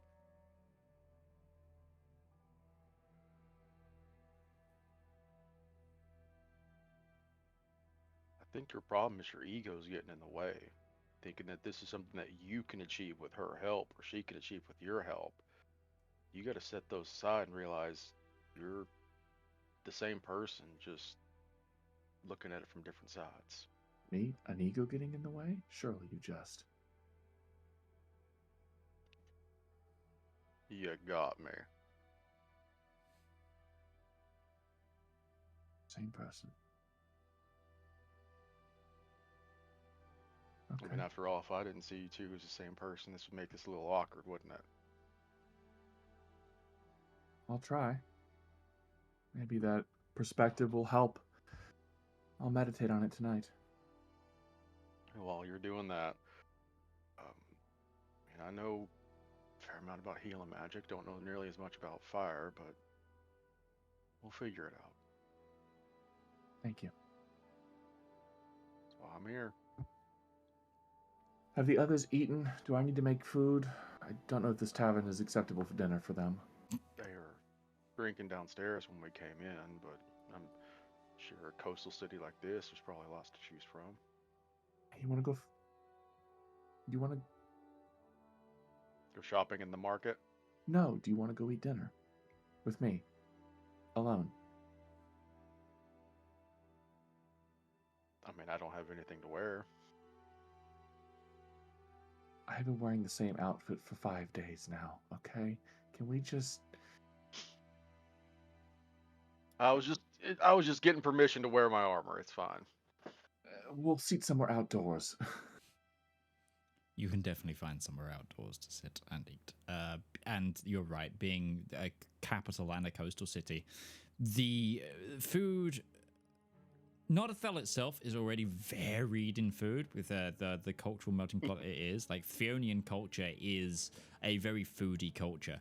Like, just also generally, as like, the reason this is such a big port is the lands of Notathel are very, very fertile. So a lot of grain and a lot of crop for the rest of the world gets exported here. This is like food export capital. Well, I can imagine this is very Mediterranean. Yeah, absolutely. So, but it's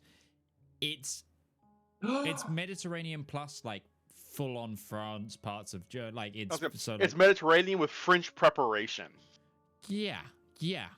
So it's French cuisine, it's Italian cuisine, it's Spanish cuisine, it's Greek. It's like this place is a massive cultural melting pot. You'll find everything with the little subtle influences and changes, all that have been grown across the coast. It is like wine country. It is like it's olives, but it's also like live, like they get meat and livestock. They get a lot of fish. Like there's so much cuisine here. But yes, you two can definitely find dinner, and Gourd and Valymr, you can go find one of those, 1 gold per meal item. Sure, yeah, no, that's absolutely. She has you some can money. find that. You can find that kind of place. Yeah, absolutely. And we get to the next day, and early in the morning, you all gather your things and head on down to the docks. Dock 3, Pier 7, and in front of you is like probably like a caravel size ship, for those of you who would know what that is. Think single sail, single mast, 30 person ish vessel with a crew. But the wood of the ship is either painted or naturally a very light grey. And the sail of the ship is a deep sort of it's like a deep blue sail, rather than using a white sail as its main mast. you approach the ship curiously, and then you do start to see members of the crew that were at the table, plus some others that you haven't recognized. On the bow of the ship, you see an individual with what seems to be like a small stringed instrument of some sort. They're tuning it, it seems to be, but the crew is getting ready until Gunther recognizes you and goes, "Ah, so do you have the fare?" She will look to Breton. Yeah. She will hand him. Uses. Yeah, she'll hand her 10 platinum to Breton. It's 100 right there. Plus the 100 that Valymr put in, that's the fare. That'll cover it. Right. Bunks are below deck. You'll find an empty space. How long roughly will it take to get there? Oh, it depends on how good the wind is or if we come up against anything. We'll be heading quite close to Sea Serpent Pass, and the Valorous Expanse does get arduous towards the shield stones, but we should be fine. Nip on through. 2 weeks. 3 weeks, maybe. Okay.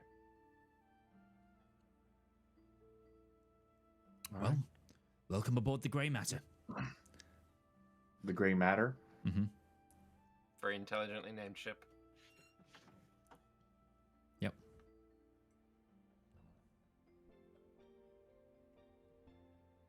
I guess, yeah. Valymr is not very happy about 2 weeks on a ship. Like, he's, like, on the scale of things that he likes to not likes, this is like, I'd rather fight Dad again. You'd rather Instead, die you get to fight- again. Since you get to fight Ruby, who's going to spar with Valymr on the deck when there's chances and opportunities presenting itself. Okay. Also with Breton. You can't practice against the same person again and again.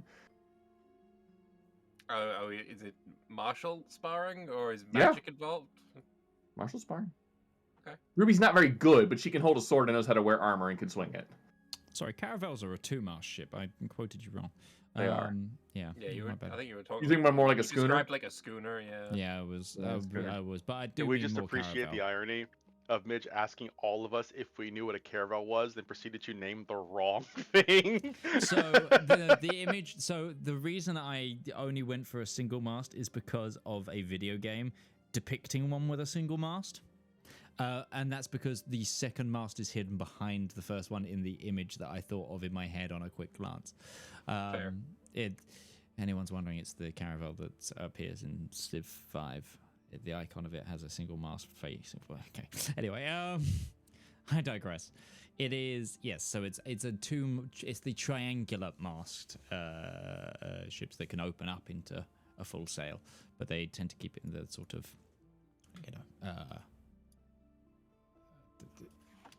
single mast, like those sort of, yeah. Anyway,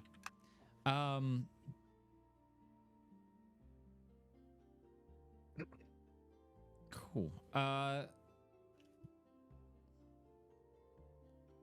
Would this time count as training for purposes of feats? Sorry. Do you have someone who is trained in the feat to teach you, and do you have a tutor? In this particular instance, it would be Breton, and she's trying to learn medium armor master. Is Breton trained in medium armor master? No, he's not a medium armor master. So for that feat, no. But you could get medium armor proficiency. I already have that. Then yeah, but medium armor Yeah, master, you'd need someone who has. I could teach you how to be a mage slayer. Yeah.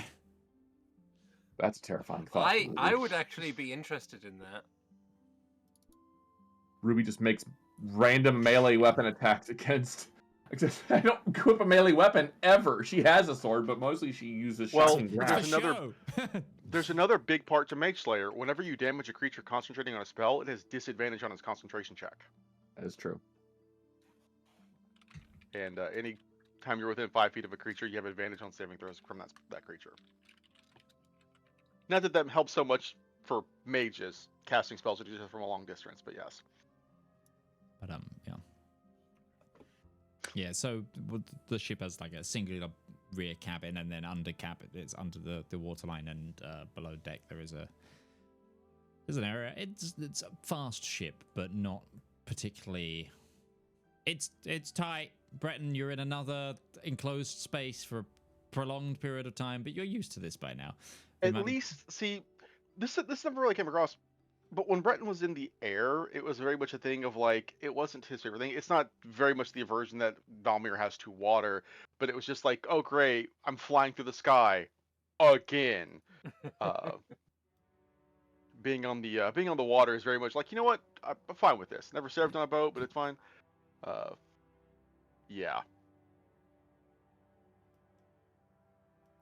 Valymr has gone back to having a potion of water breathing tied around his neck.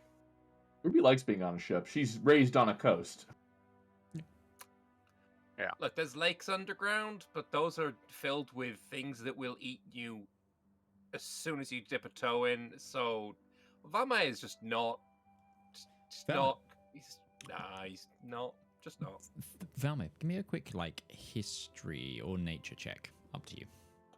History or nature, interesting. We will be going with history.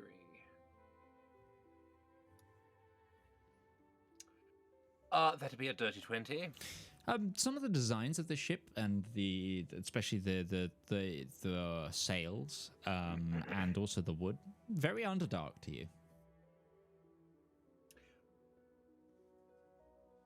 Gourd.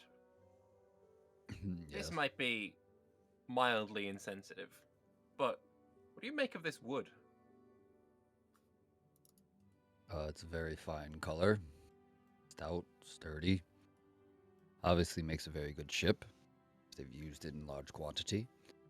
Why? What in particular are you leaning towards?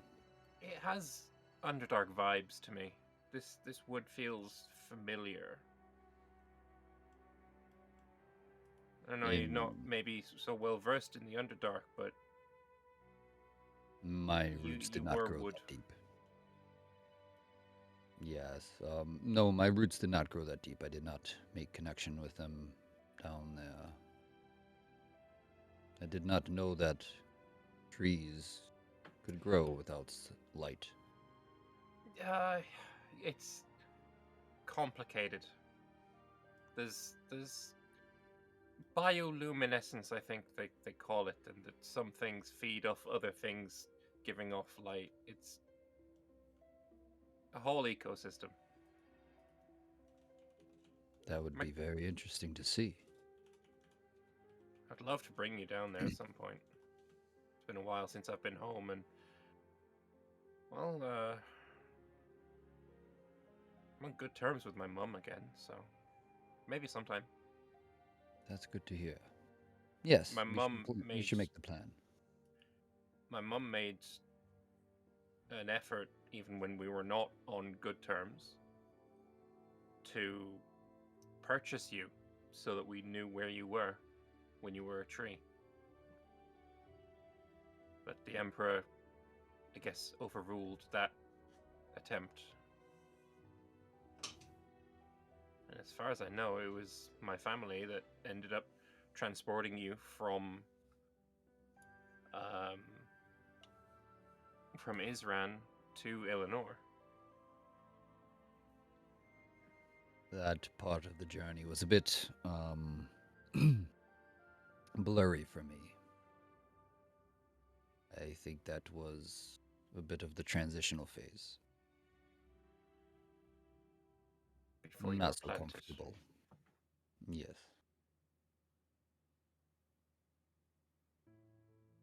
Yeah, the Underdark is stunning.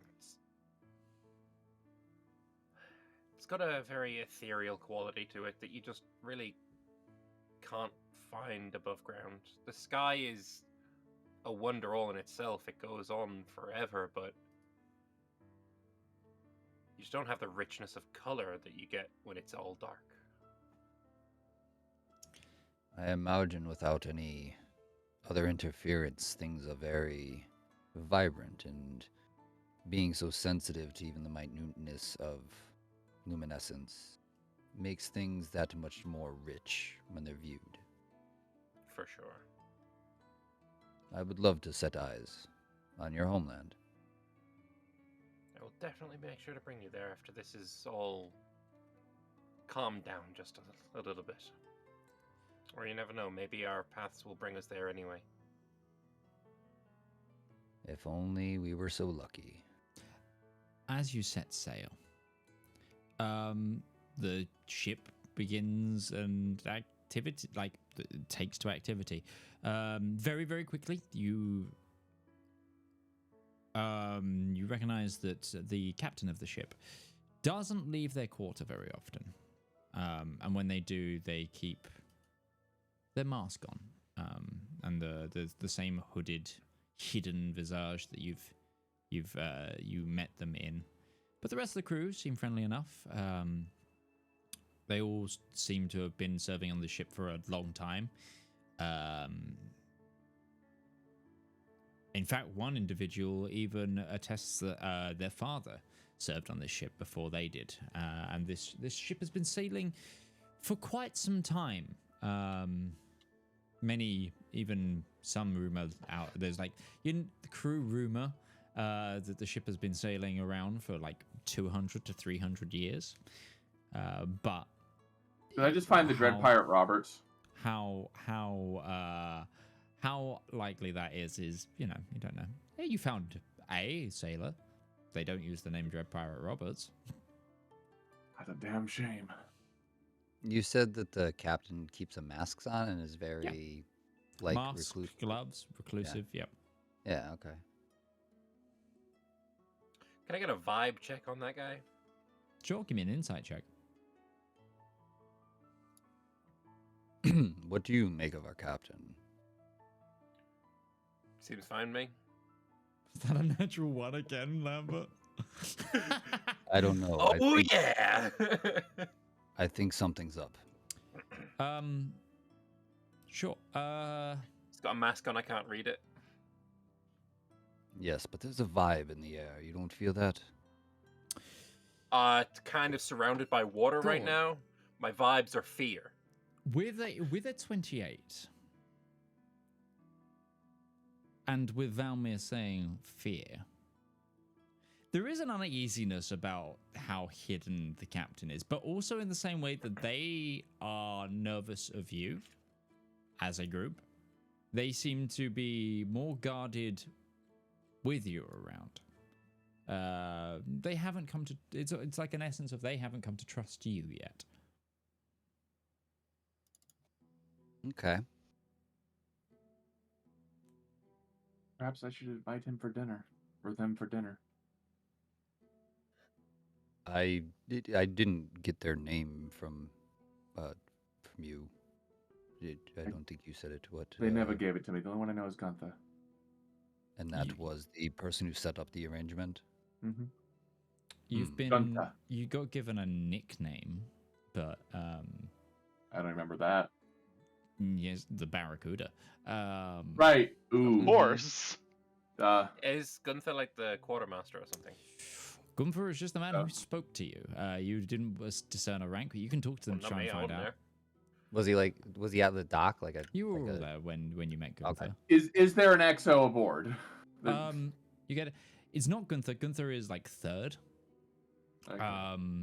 The EXO is the individual that was tuning an instrument towards the front of the ship when you came on board. You get to the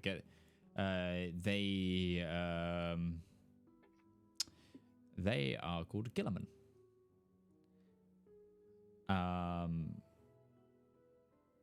And yeah. And we're on a rowboat. Oh no! I wasn't gonna say it. Yes, Wasn't gonna say it. Roboto Gilliman. No, Okay. Ruby will actually go to Gunther and at some midway through the voyage and say, I'm actually a very talented chef. If you want me to take some of the food that you all would normally serve for dinner, for you, your captain, and I presumably yourself and my crew, I could whip something up of an outstanding quality that perhaps we could have dinner with, including your captain. Get to break the ice, so to speak. Well, sure. I can talk to our cook, but his food is rudimentary at best. Our actual oven, stove, hasn't been lit in a while. He prefers to use his own. The look on Ruby's face is one of, oh. Probably get it relit if you need it. Yeah, by all means, I'll show you where he takes you to the really small like kitchen area. It's literally just a stove and a table sort of thing. Yep. I don't know if it's all fully complete. You've been it's kind of at this juncture you are introduced to other members of the crew as you've been around now for a couple of hours at the very, very least. There is a Mapatch, you know, the raccoon creatures, who Kithis. you will be familiar. Kithis. There's one of those with an albino fur coloring. Like they're like white fur with like a brown streak instead, and like brown lines. Who seems to be wearing this backpack contraption that looks to be an oven that they are carrying around, and they have like a little like pouch on the side with spatulas, and you see them run past, and they looks to be baking what seems to be bread in the back of it. With how much he moves, things get disturbed. Oh. Yeah, Ruby's she trying not to give the Gordon Grams. What the fuck is this? What the fuck is that? What the fuck is going on in this kitchen now? Yeah. Sir. Are you trying to grab the Mapatch? Yeah. Yeah. Well, does it mind if I borrow your kitchen for a few hours? Oh, you want this one or that one?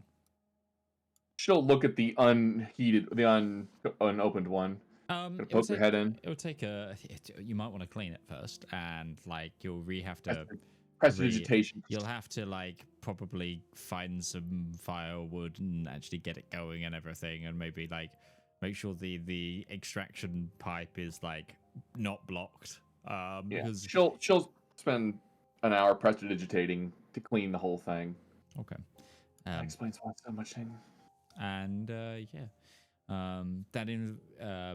the individual that with the easy bake oven on their back is you find to be called Salt Flake. Salt Flake, may I see your stock, please? Oh, he just kind of scuttles over it. It's like basically it's not exactly. It's a lot of like long life preserved stuff in crates. So you've got like that's fine. Salted meats. Chef can it's very basic, but there is enough that you can have some food. Look, I watched a guy take Panda Express and make it gourmet. I think a chef can handle this. And know that it's not a joke. But no, this is he just goes, would you like a baguette? And he kind of pulls out from the easy bake oven like a freshly baked baguette. It doesn't look too bad. It's like one of those weird things of like this contraption on this thing's back is like it's kind of shocking that it's working, but it's working. I think Zepp would love to meet you. Don't know who that is, but okay. I'm going to make dinner for your captain. So, excuse me. No problem. And he also then goes into a corner and he grabs a little bowl from what looks to be just grabbed it from somewhere and starts kneading dough, making a dough. Yeah. Ruby's going to make a dinner for the crowd. Sure, you can do so.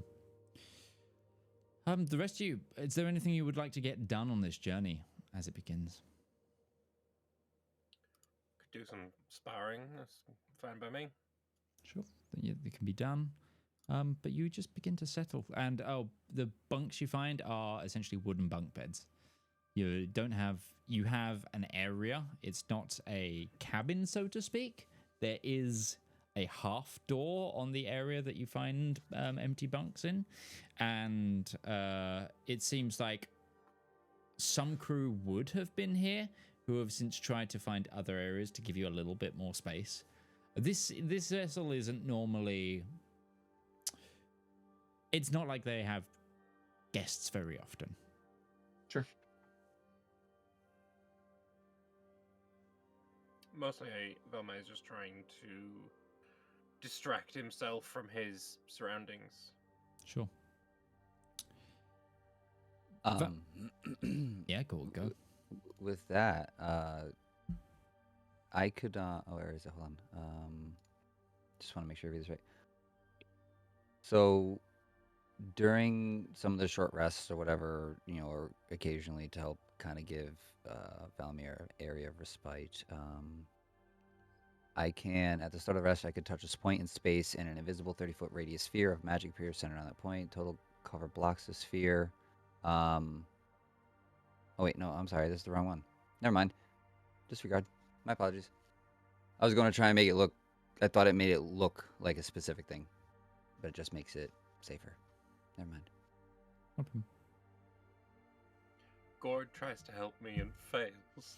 Yeah.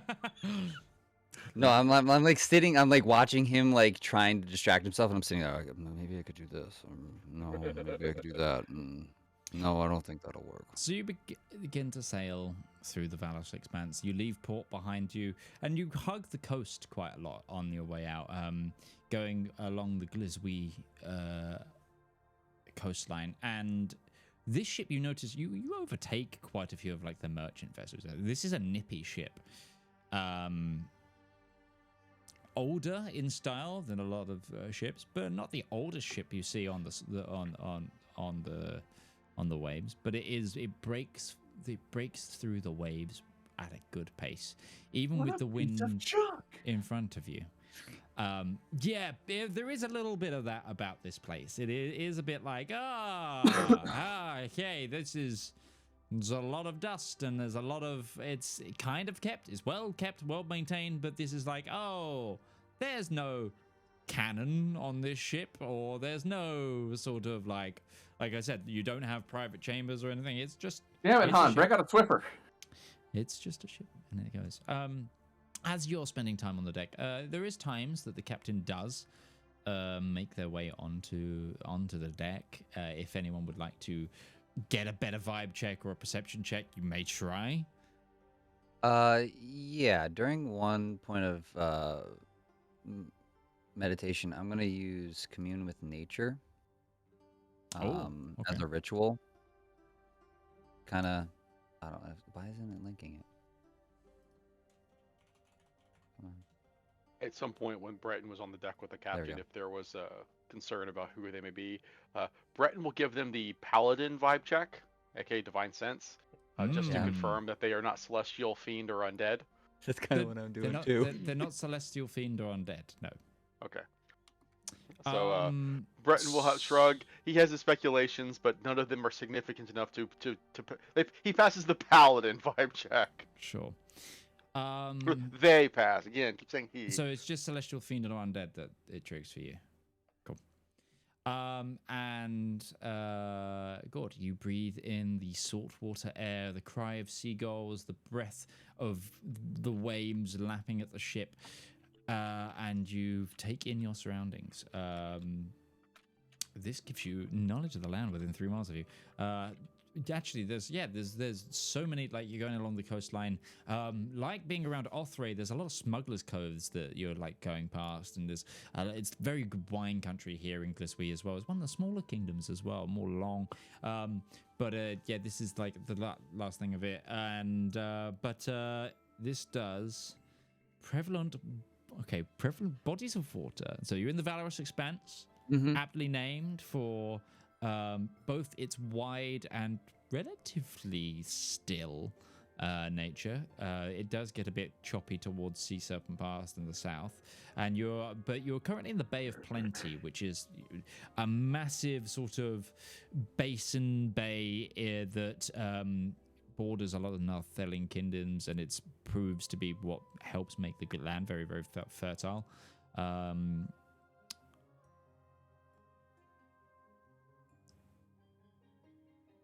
The captain is not a celestial fey fiend, elemental, or undead. But influence from other planes of existence. There is a touch of otherworldly about them. Whether it is in their blood or their nature, you're not sure.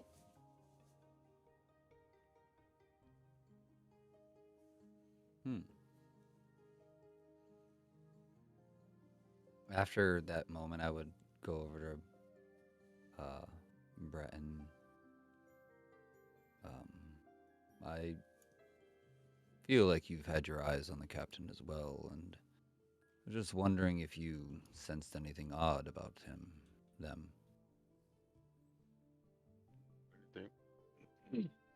Not anything that I noticed was unusual. Anybody who hides themselves is obviously going to fall into suspicion, but I didn't feel anything amiss. Neither did I when I was connecting with our surroundings, and but I did pick up a small, almost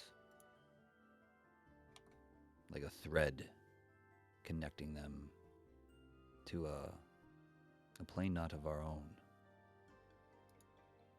It's like they're it's like they're bound to something, I guess, in a way.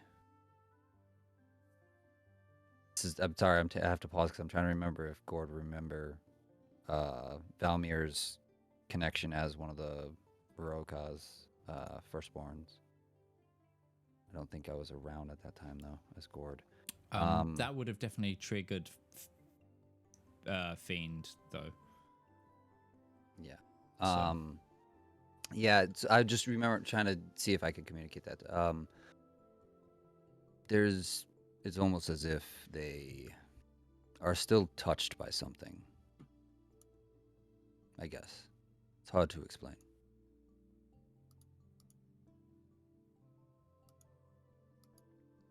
I would say that definitely, hearing about fiendish influence would bristle Breton, because that's bad. No, it wasn't fiendish influence. No, it was I was specifically trying to otherworldly was the word I used. Extraplanar. That still causes it bristles, because part of the oath of the Watcher is to protect against all otherworldly influences. Could be Fae. No, it would have triggered on Fae as well.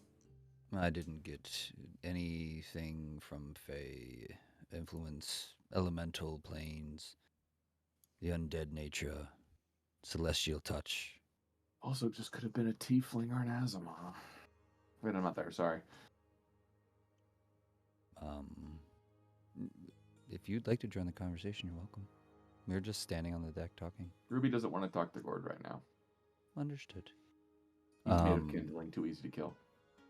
Do you think we should talk to them further, aside from the dinner? We have concerns, asking is a thing, but the more we know about this, the more it may require action, and that can cause problems, especially if it's gonna remove the, the generousness with which we've been allowed to be aboard this vessel. Very well. I will follow your lead.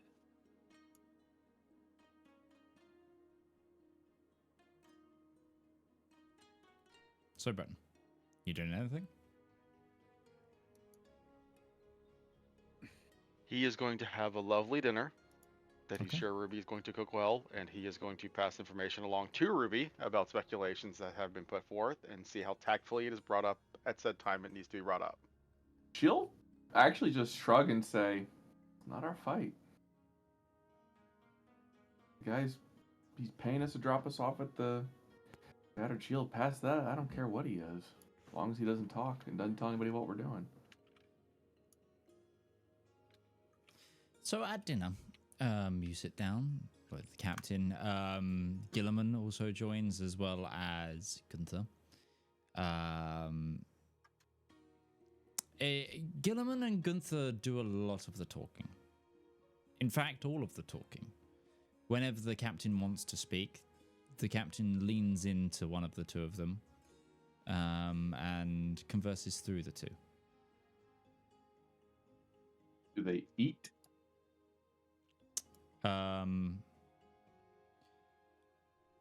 You see the captain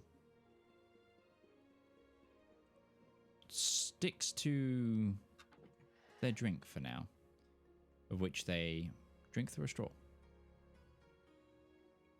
under the mask. But they assure you they will eat the food.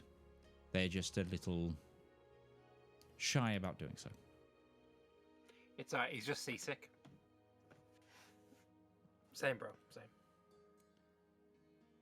But dining is set out in the captain's cabin, and the captain very much thanks you for taking the time to do something which you didn't need to do. They offer you wine and other drinks. Gracious hosts. Gilliman as well, just I didn't give a good description of them. He's got a kind of that sort of Guy Fawkes sort of beard. With a curled moustache and like a dusty blonde hair, like head of hair to them, in sort of again that thicker Roman features, wearing blue. At the risk of... Do you know what? For you, Lambert, he is wearing blue with a slight little lip of gold on the lapel. Beautiful. At the risk of appearing somewhat rude, we have paid extraordinarily well for presumably your silence, and if it helps you feel better, you can also trust us to maintain it. You don't need to feel uncomfortable around us. We've been around the world and seen a lot of things. Make a persuasion check. Okay.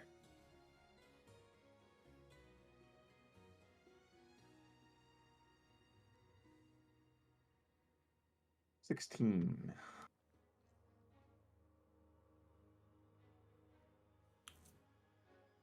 Gilliman speaks up.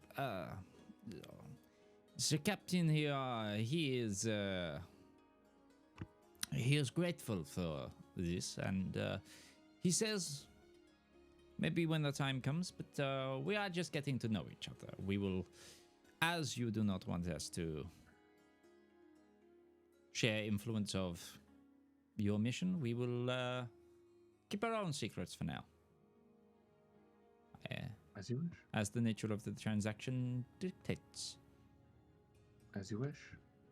I just don't like anybody feeling uncomfortable. I find masks stifling and hard to breathe in. I guess the breeze will help, but I always get claustrophobic that close to my face. I hate this choker, actually. Same thing. They all sort of laugh and smile. Well, Gilliman and Gunther do. The captain's quite stoic, quiet, very quiet, very. Has he made any perceptible sounds? Make a perception check. I know yours is quite high, so. You will? You shall go to war. Bow roll. It's 3 kobolds in a trench coat.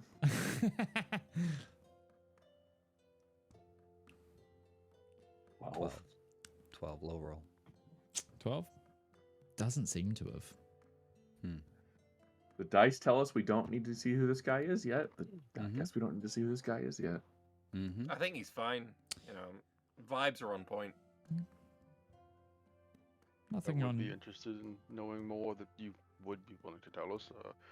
At least one of your crew has already mentioned that their predecessor served on this vessel. Is this a long and storied history under this Barracuda? Ooh. Uh, I'm so- sorry, I'm never not gonna make that sound. Gilman continues to speak. The captain has been a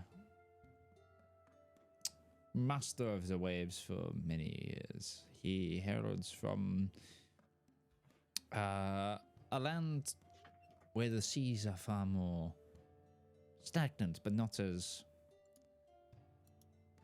but is equally as treacherous and dangerous. Somewhere I think your friend here might be familiar with. And I said earlier when you were describing the ship, Beth, I bet you 10 gold pieces that this is a drow in disguise. Yeah. I know. Oh my god! Okay.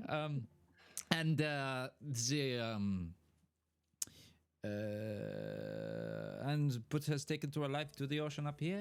I myself have been on the ship for 15 years now. I joined as a small cabin boy and have since worked my fine way up. This is just we have made many a journey on many a run, and we have done many a task, both honorable and dishonorable. We have many a story, should you wish to hear, only some of which we could say. Without fear of repercussion, because we have no vested interest in this one way or the other. This is purely amongst friends. Any stories your captain would want to share from their their expansive experience would be welcome. Well, how about a little music as well? And Gilliman begins, he swings round his, what seems to be a lute, and begins to perform a tale of which this captain, of the captain of the Grey Matter. Is it called the Great Crusade? No, it began, but it was a time that they actually came across one of the great sea serpents of Sea Serpent Pass on a dark and stormy night, and faced down the beast. Fucking. I'm sorry, I'm a nerd. That's right. Look. The serpent.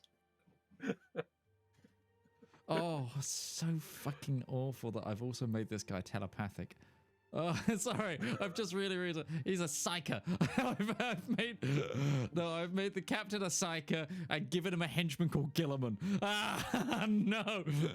It's just the Emperor of Mankind on a ship. He's a perpetual.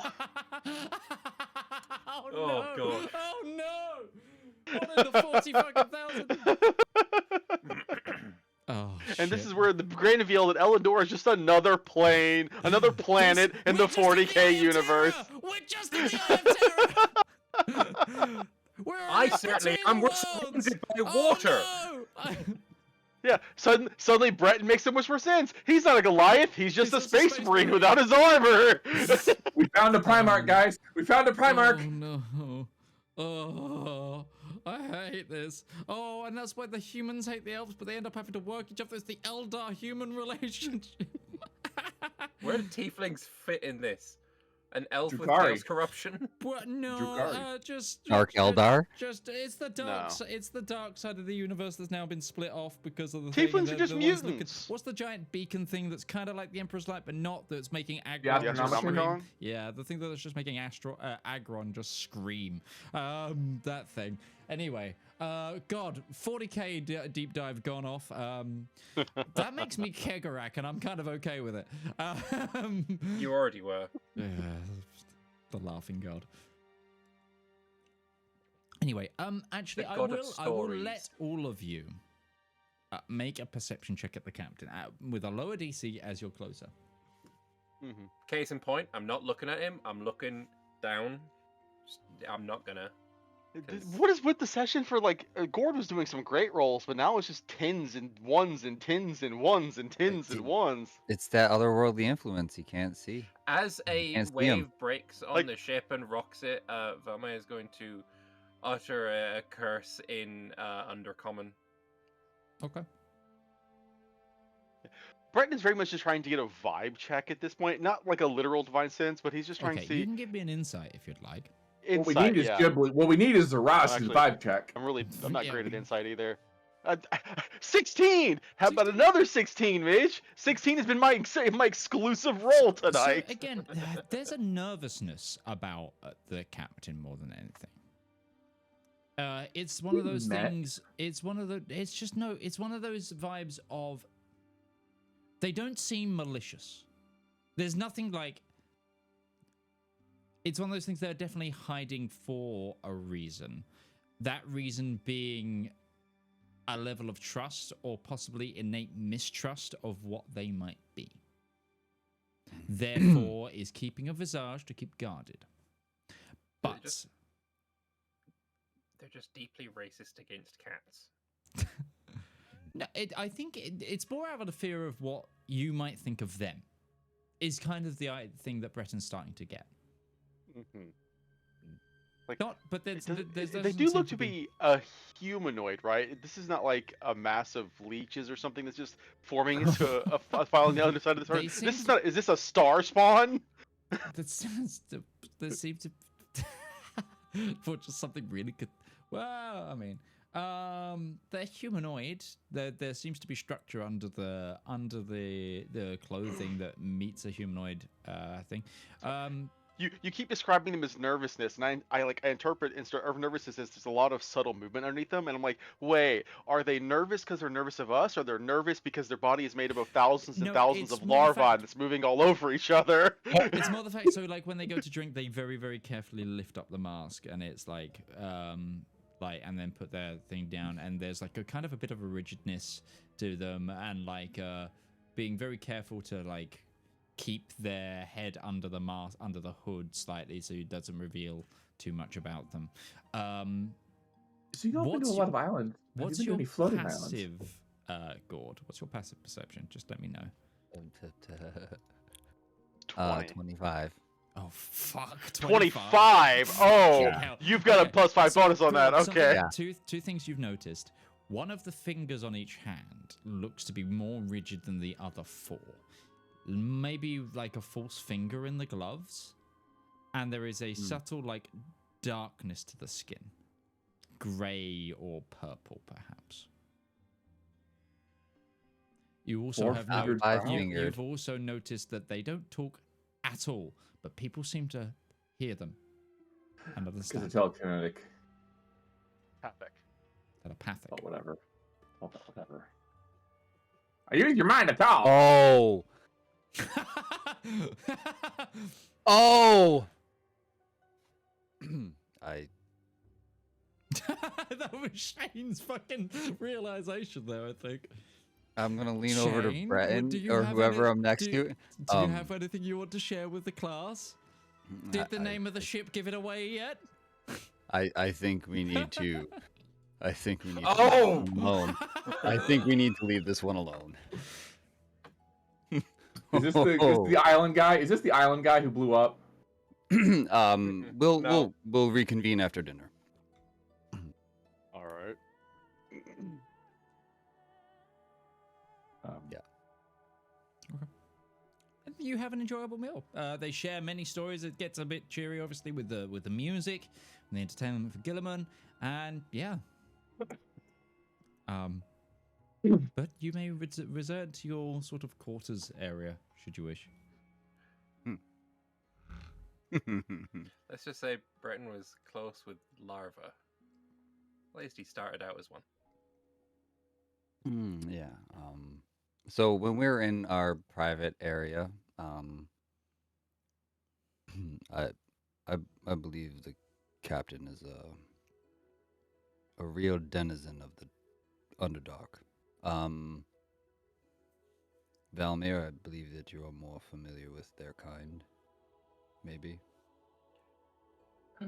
Does anything Valymr is four-fingered and telepathic ring any bells? well, I guess it could be. Got it. Yep, I got it. Something that tends to go after your mind. Valymr, make a subtle history check if you want. A subtle one. Hope you're ready for my subtle third nat one of the night. Oh yeah, let's hit me with it. It was so It close to being almost in that one was. too. It's the So total close. opposite though. It's a 19. So Yeah. It was actually, close no, to it. now that the context clues are kind of hitting you, sounds like an illithid of some sort. Illithid, sometimes get called Wasn't even mind where they flayers existed on above- this plane. Up above the Wow. surface. Rare to see them. Well, I guess. It's Not rare really to see seeing them full them. stop. They are historied and storied back home. Like they are a ancient sort of thing that were part of like the War for the Heavens sort of era. Like they were existed then for sure. But the god of the Illithid, of the one mind, the god of Illithids is definitely long gone. He was one of the banished. So like it's, and a lot of them went with them. Would Valymr know that they exist now? Like being of the Underdark, would he have ever heard, maybe not encountered them himself, but known people who have encountered them? Remnants, ancient remnants are like cults trying to bring them back, much as there's been cults over here trying to bring back various gods, have occurred. But also there have been stories of Illithid individuals who have broken away from the hive and the one seeking mind and become wanderers, but normally they are very versed at hiding themselves. I think it would be most unwise for us to press them on this. As I Yes. said, it's not really our business. And it kind of makes sense why he wasn't too enticed by your food. There's less gray matter in there than I in just got the name. Yeah, okay. Hmm. No, I feel it. It's Oh, well named, very well named ship. As I said before, I would argue not. In fact, if you're trying to hide, potentially something I mean, completely not linked, gray ship named Grey Matter. I feel like he's not hiding. I mean, I suppose it worked on us hiding in plain sight, I guess, but I have to ask, Valymr. why would an Illithid be a captain of a ship? they're individuals. Just as soon as they get away from, Is that true? Uh, Are they able to operate independently of? once they break away from, If they can the break away from hive mind. from a hive mind, yes, there has been individuals that have been able to do that, and those are individuals that would then seek to hide themselves quite a lot, lest they be no. recaptured. Again, I have no issue with that, and they're not trying to eat me or my brain, so. Gotta wonder what they're drinking through that straw, though. What did I serve him? You served him food, and he. No, like at the bar earlier. Did the bartender know? No, there was nothing. You saw the bartender creator. There was nothing untoward. Ruby there. took a sip out of that, going, "This tastes weird." It was essentially vodka and berry compote and grenadine. It was Okay. crushed ice, like. sublimating a little bit there. Anyway, it's okay. As long as it gets a little big. It doesn't try to eat my brains. That would be bad. Yeah, I feel like that would be pretty rough. Not much to come back from then. Okay, so this hasn't happened in a while. I'm gonna need one of you to make a D10 roll for the travel. I got it. 7. Okay. So as you begin your journey and many nights begin to pass, you have quite, despite like the spring air and the late winter colds shift, and you have quite a yes. Now that we know what they are, from what I know of them, assuming that they're reading our minds, does that make them more nervous or less nervous that we're not acting on that information? Yeah, because they would have realized that I realized at the dinner table. Assuming that they're picking up on these subtle clues, like the next morning after we've had this discussion, if we see the captain and they're reading our mind, like assuming that that's just a thought that comes to mind, but it's like, yes, we understand what you are, but we're not going to do anything about that. Does that put them at ease, or does that make them more nervous? It Yeah, is puts this the them at morning after ease. shame? Now that it's mainly, you notice it mainly when the ship itself moves off of the standard trade route, which a lot of ships are flowing. You see the captain dressed down a bit more. The heavy cloak and robed area, like the hood, the mask, is dropped. It keeps his hand, and you see a very pale grayish, pinkish, purple-skinned illithid. But where they would have tentacles on their face, it seems their tentacles have been cut and amputated. It's like a Whether duck's through mouth, then.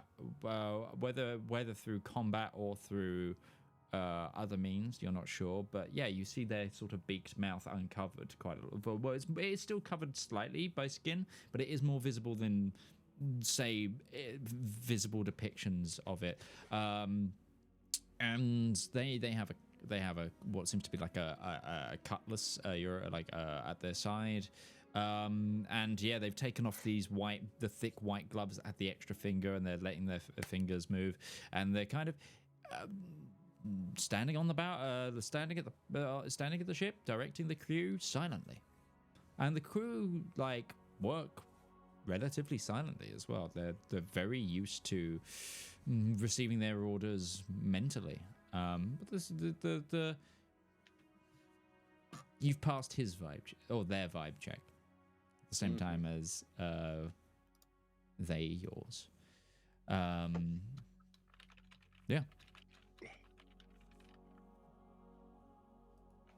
Well, all right then. You also notice that they have a peg leg. Clearly, them getting to where they are now was not without some sacrifice. But can't they also just levitate instead of walk? Yeah, well, yeah. Not very needs it? inconspicuous, though. He needs Levitating it. is not flying. There's a difference. They can levitate, but they need it to stand when they land. Otherwise, they've got to just stand there on one leg like a flamingo. That'd be funny. Always float, never sit. But yeah.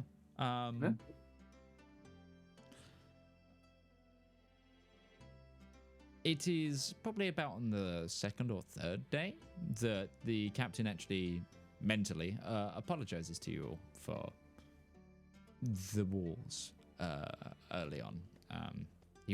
They weren't sure of your nature and was triply hesitant to see knights and adventurers known to kind of be against his kind, and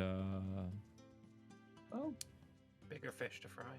I think as far as all is concerned, we got bigger fish to fry, and he didn't appear in our dreams as the most beautiful object of our desires. and look, you've got bigger fish to fry, so you need to not take the side order of calamari. I get it. Yeah.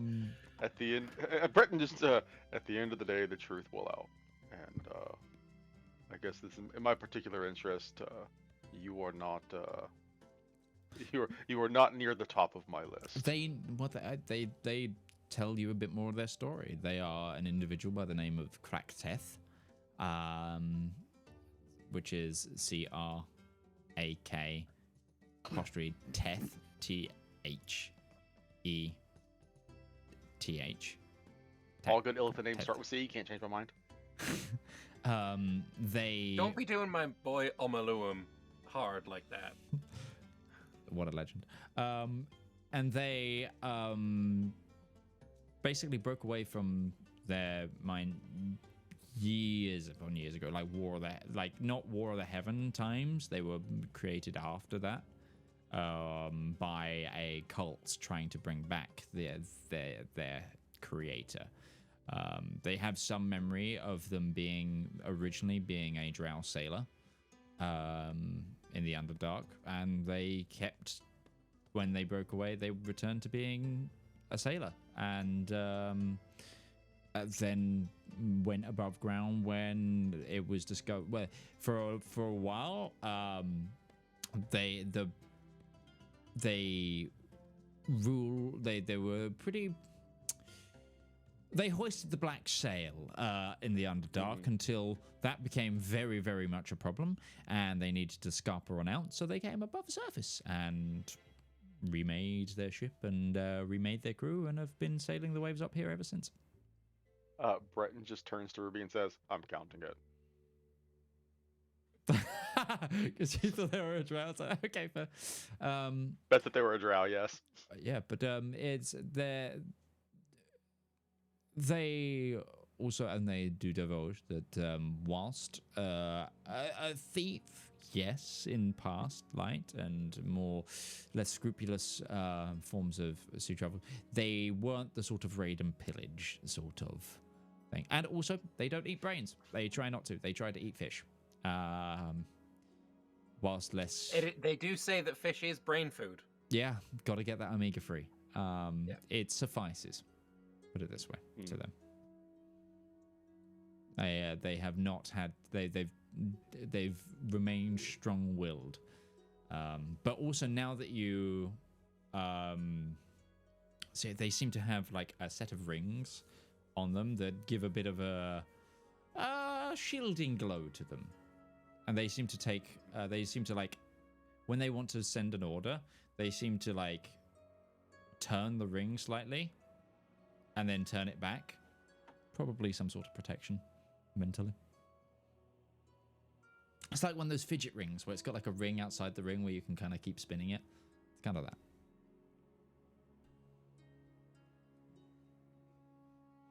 But yeah.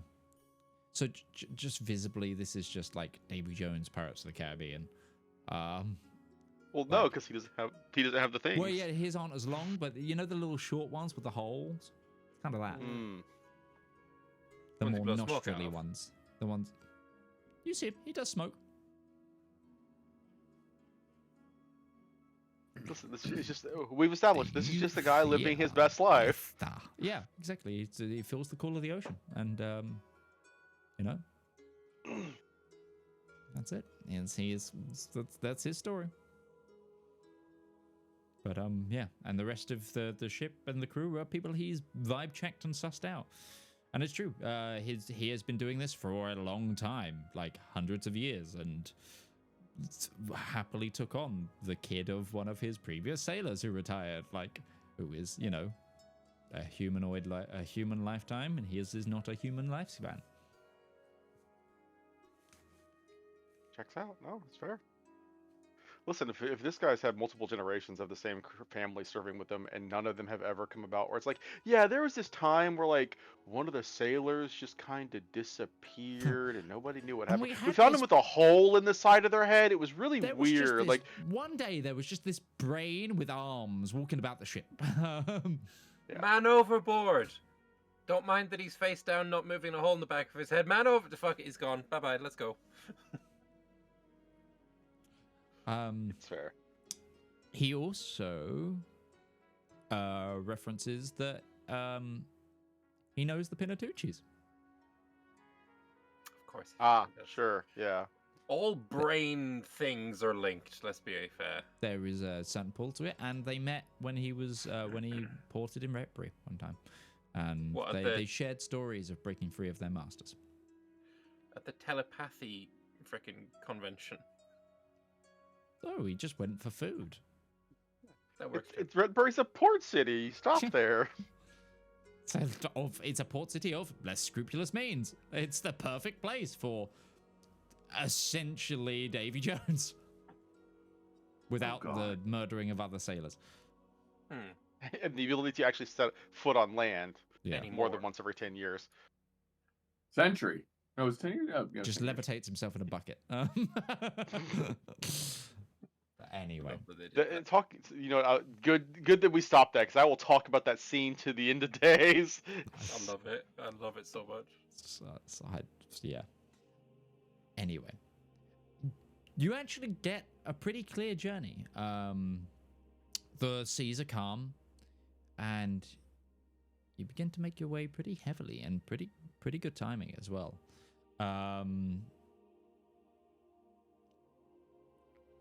There's a time as well that there seemed to be a pod of dolphins follow along the side of the ship. Are dolphins telepathic in this world? You don't know. Seems like You're very- barely looking overboard, Valymr. What do you mean barely? I'm not. Yeah, exactly. If I'm Even above more deck, the I'm looking dolphins down. But there's a pod of dolphins that sort of joyously follow the ship for a little while. Other than that, it goes pretty smoothly for the first week. Who would like to roll for week number 2?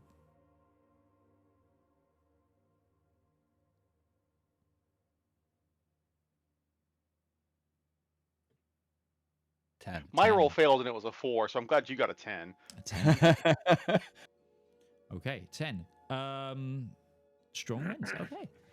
You get good winds, and it increases the speed of your journey as you catch the edge of the trade winds that normally go through the Valorous Expanse, and the ship feels the stern push. Whether this is nature stepping in on your behalf, whether this is just good luck, who knows? I do have something I would like to ask the captain. Sure, absolutely. Have you ever tried sailing even further south?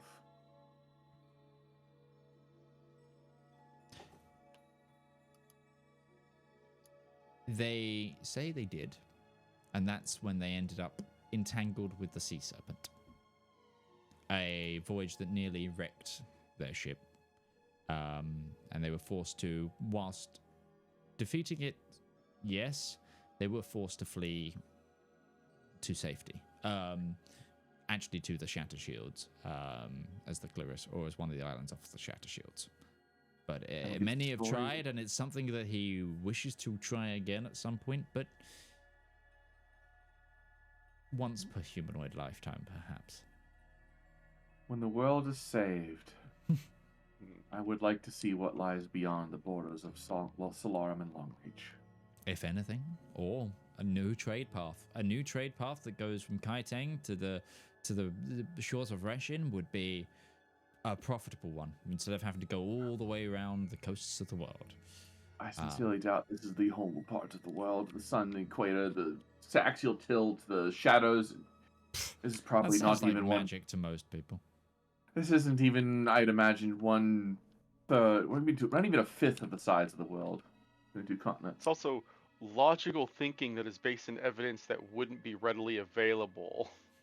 Humans figured out the Earth was round 2,500 years ago. It's hogwash and magic at this point. But we're in a world where magic exists. The ancient who knows? Greeks figured out Earth was round. Yeah. Sticks in the ground, shadows. Sticks in the ground, yeah. But also, the edge of their world was protected by monsters. So, Just because they didn't know it doesn't mean there wasn't anything there. that's kind of example. They were actually accurate to within about 2,000 miles. It was very good. They did. Yeah, they were fairly accurate. Pretty good, but they didn't have any methods of exploring it, and that is what it is. But people are like, but no one's ever made it. Because yeah. no one has doesn't mean no one ever will. No, and this individual is one person who would quite like to try at some point. But Very well. Anyway, sorry. no, the strong winds, and you actually shave a bit of time off your journey, so you're probably only about 5 days out.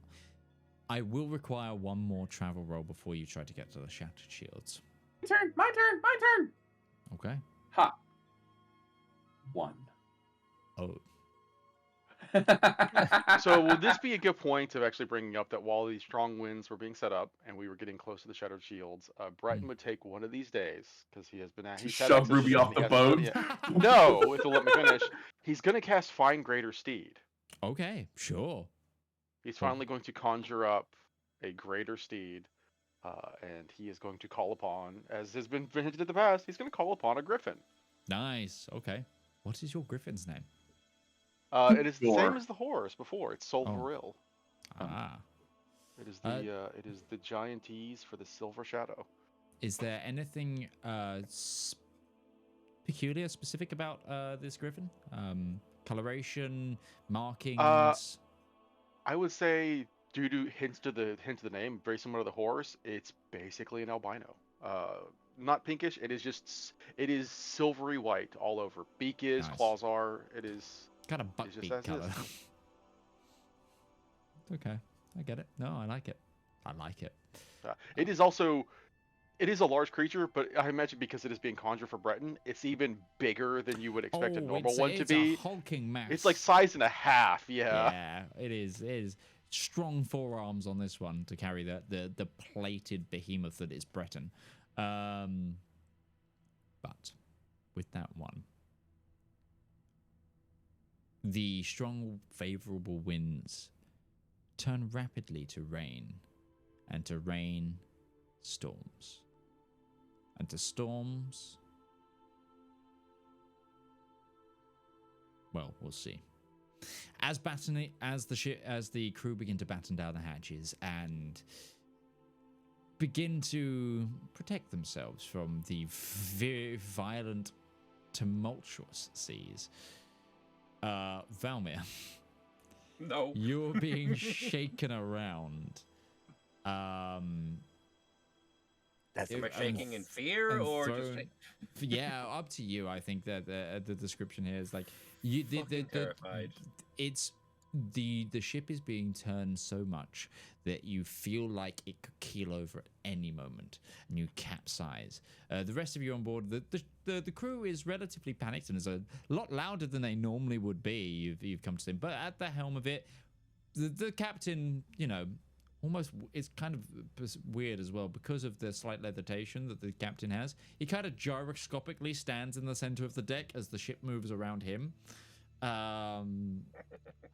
But so he's always kind of upright, whereas everyone else is like,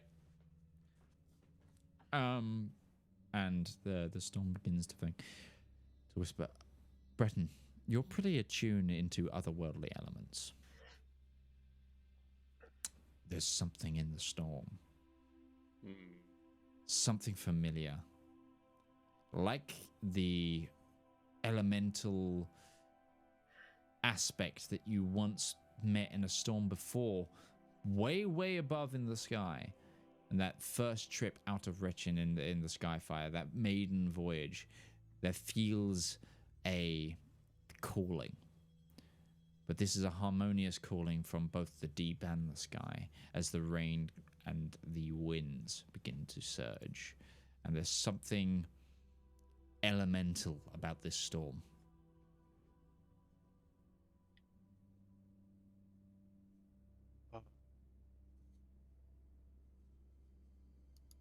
I think Breton. I mean, I think all Breton could say would just say, "There's something out there. This is not a natural storm." The captain sort of in your head mentions, I feel it too. There's something out there. We should be ready, just in case. I will try to skirt around it. And I'll Sure. sit and commune with nature again Sure. and try and allow that moment of connection to pass to the illithid captain. Oh. What are you pretending to do with communing with nature this time around? Try and find the location of that elemental source now that it's Sure. been told that there is a specific source of this. Yeah, you feel it off the you get a sense and you pass it to the captain. You feel a feeling. Actually, give me an Arcana check just to try and share it with the captain as well, using their mental connection to you as they converse. But you feel something off towards the starboard bow, a couple of miles out. It's something heavy. 10 even. Okay. Whilst they don't feel the same sense, you relay the information and they heed your call and begin to turn the ship away from it. What would people like to do to try and help the ship in this situation to try and get out of this? Scream. I imagine Valymr is tying himself to the mast. No, that's terrifying, because if it does capsize, I ain't gonna escape. Valymr is blowing up life jackets. He's attuning to the glove that has teleportation in it, Right, okay. just in case. Doesn't that take like an hour to do? Yes. As soon as those black clouds came in, I'm like, fuck it. Sure. Takes Ruby. even longer if you had to Ruby can't fucking do anything. Well, She's don't not a you have wind mage. potion? You have a potion for water breathing or something, don't you? I can also walk on water because of my cloak. I don't give a fuck. Yeah, Is it walk there's- on water, or do you rest. have a really good swim speed? I don't think there's a whole lot Ruby can really do. She's not a mage that controls the wind or water. Okay. No problem. It can't fuel a furnace. Is not a coal-powered ship, unfortunately. It's hoisting the Breton is mainsail. Breton is just holding on to the sides of the edge Staying out of the ship, way. watching out towards where he is getting this odd feeling from, and probably keeping a firm grip on the weapon of warning. Just letting it speak its message loud and true. Sure, absolutely.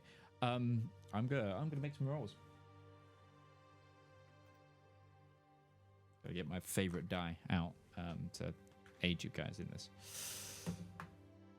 Aid us, he says. Okay, Breton. The weapon of warning calls out to you very quickly, not for a creature, but it pointates you to a crack of breaking rope as a line frees itself in the strong violence of the storm and begins to whip towards you. I need you to make a dexterity saving throw as to avoid it, or an athletics check to try and grasp the rope and stop it. Oh, what am I gonna roll? 28. Okay, you feel the and you turn, and a gauntleted arm just grabs this rope, and you feel it was like a tied down stack of barrels of fresh water, and you've just pulled and you yank on the rope to stop them from and like falling over the deck, and you manage to wrap it around your arm and then begin to tie it. You managed to like keep the strength and hand it off to a sailor who's like holding a hat to try and they begin to tie it off again.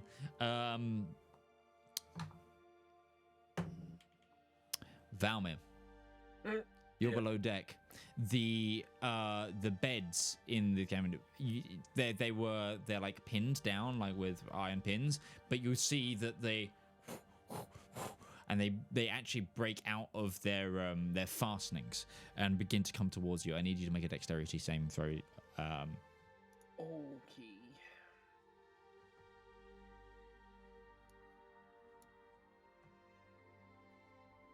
$24. 24. You just scrape out the way as they, and then like the bunks snap in half. It looked like it would have hurt. Why? From underneath. Why does that say auto fail? Because He it's must- surrounded by water. You must be unconscious on a battle map or something. Yeah, the last you, battle you map must we have were on. unconscious. Okay, that Yeah. you must still have that condition on you. That's why it's saying auto fail. All right, you did not automatically fail that for reasons unknown. Yeah, you auto fail Fucking because of the ocean. Because of ocean, auto fail. That's fine. You just narrowly avoid it, but there's like you hear like the clattering and these beds all breaking. There's things falling off shelves. It's chaos down below. Okay, another roll gonna come out here. Gourd. Where would you be right now? Well, probably on deck near where the captain was. That would be where I was communing. Yeah. For that moment. So. Yep, no worries. You see a wave raise much higher than the side of the ship, about to come crashing over. I'm gonna need you to make a dexterity saving throw to hold on. Okay. Can I intercede and help, maybe? If Ruby's also on the top next to Breton. 23. The wave Never mind. crashes down, and Gourd, you manage to like grapple the side, but also grab the hand of the captain, who puts out a clawed, gangly arm towards you and grabs you on. Manage to keep them because he's gyroscopically still there on the ship. And finally, Ruby.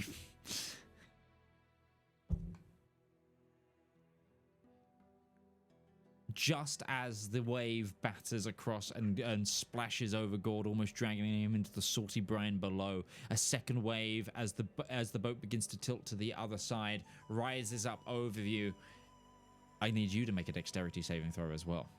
Can I quick cast Wall of Force to have the water splash over the top and over, like kind of crash against the wall and absolutely. go over the If top you of want to it? expend that spell slot to do so, absolutely. Sure. Absolutely. Well, it's, Guide the water. I'm not over making. with I'm not quickly. making a deck save. No, give me a quick Arcana check just to be able to do it as a reaction, because it's not a reaction spell.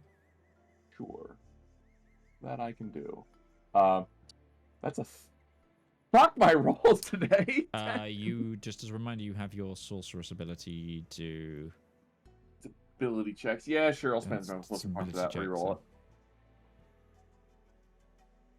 I feel like we need to put that on a component cast t-shirt. Remember, Beth, you can 24. reroll ability checks. 24. You quickly guide it over with a wall of force, protecting yourself and members of the crew.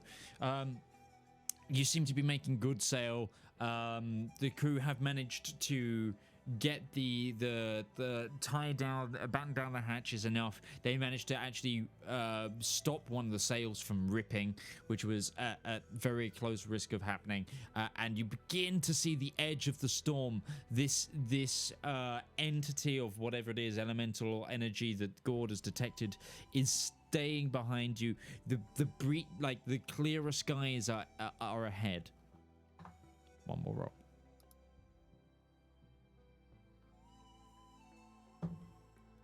Okay. And with a final silent call that some of you actually hear in your head now, that the captain is just giving orders out telepathically, you manage to escape the rain and a possible watery acquaintance.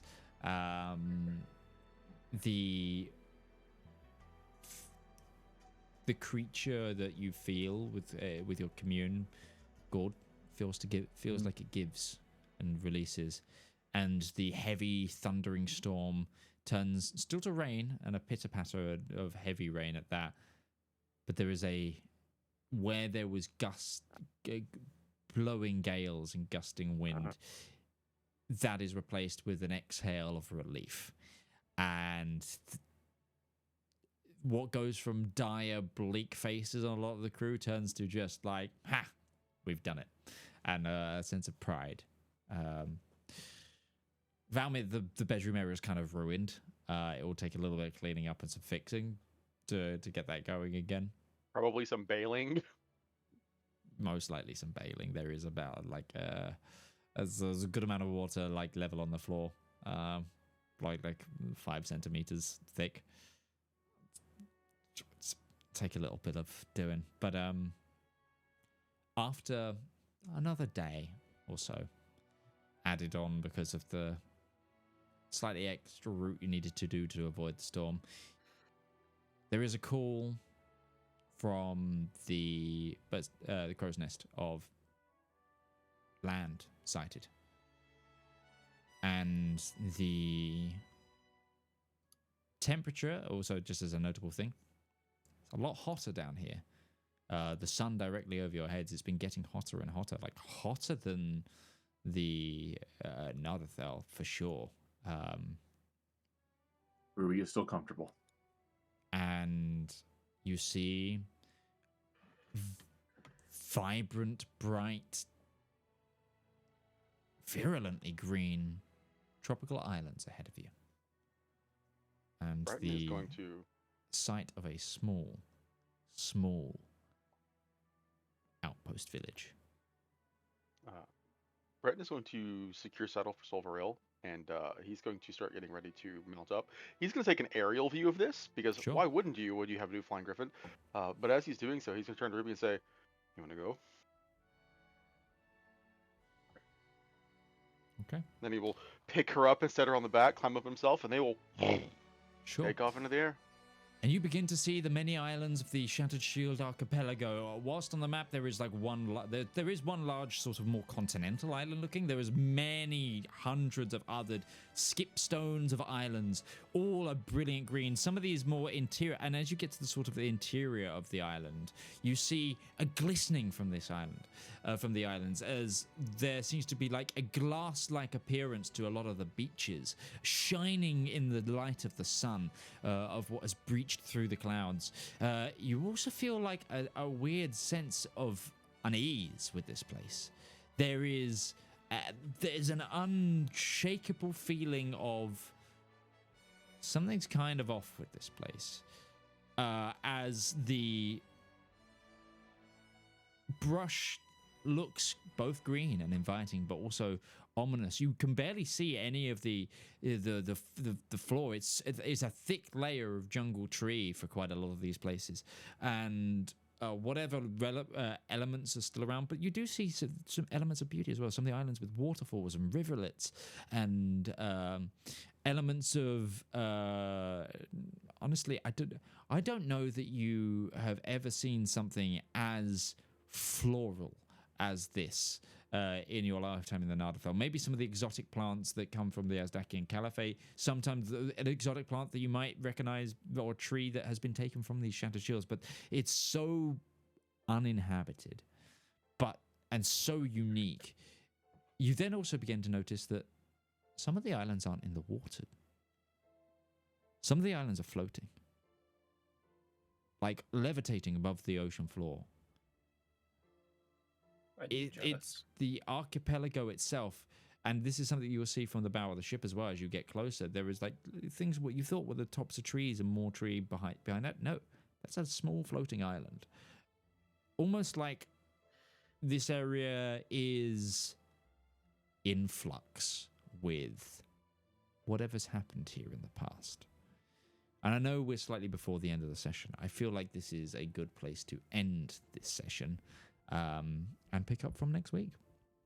So, without further ado, all I'm going to do is thank the people who have been here. So thank you to DM Lake, to Kinda Otter, to Lord Lambert, to Bethany Rose, to Commissar Roach. I've been Midgeman. We're also normally joined by Ghibli Jam. I've been Midgeman. We've been the Component Cast, and this has been the Elendor Chronicles. Join us next time for another episode. We'll see you soon. Bye-bye now.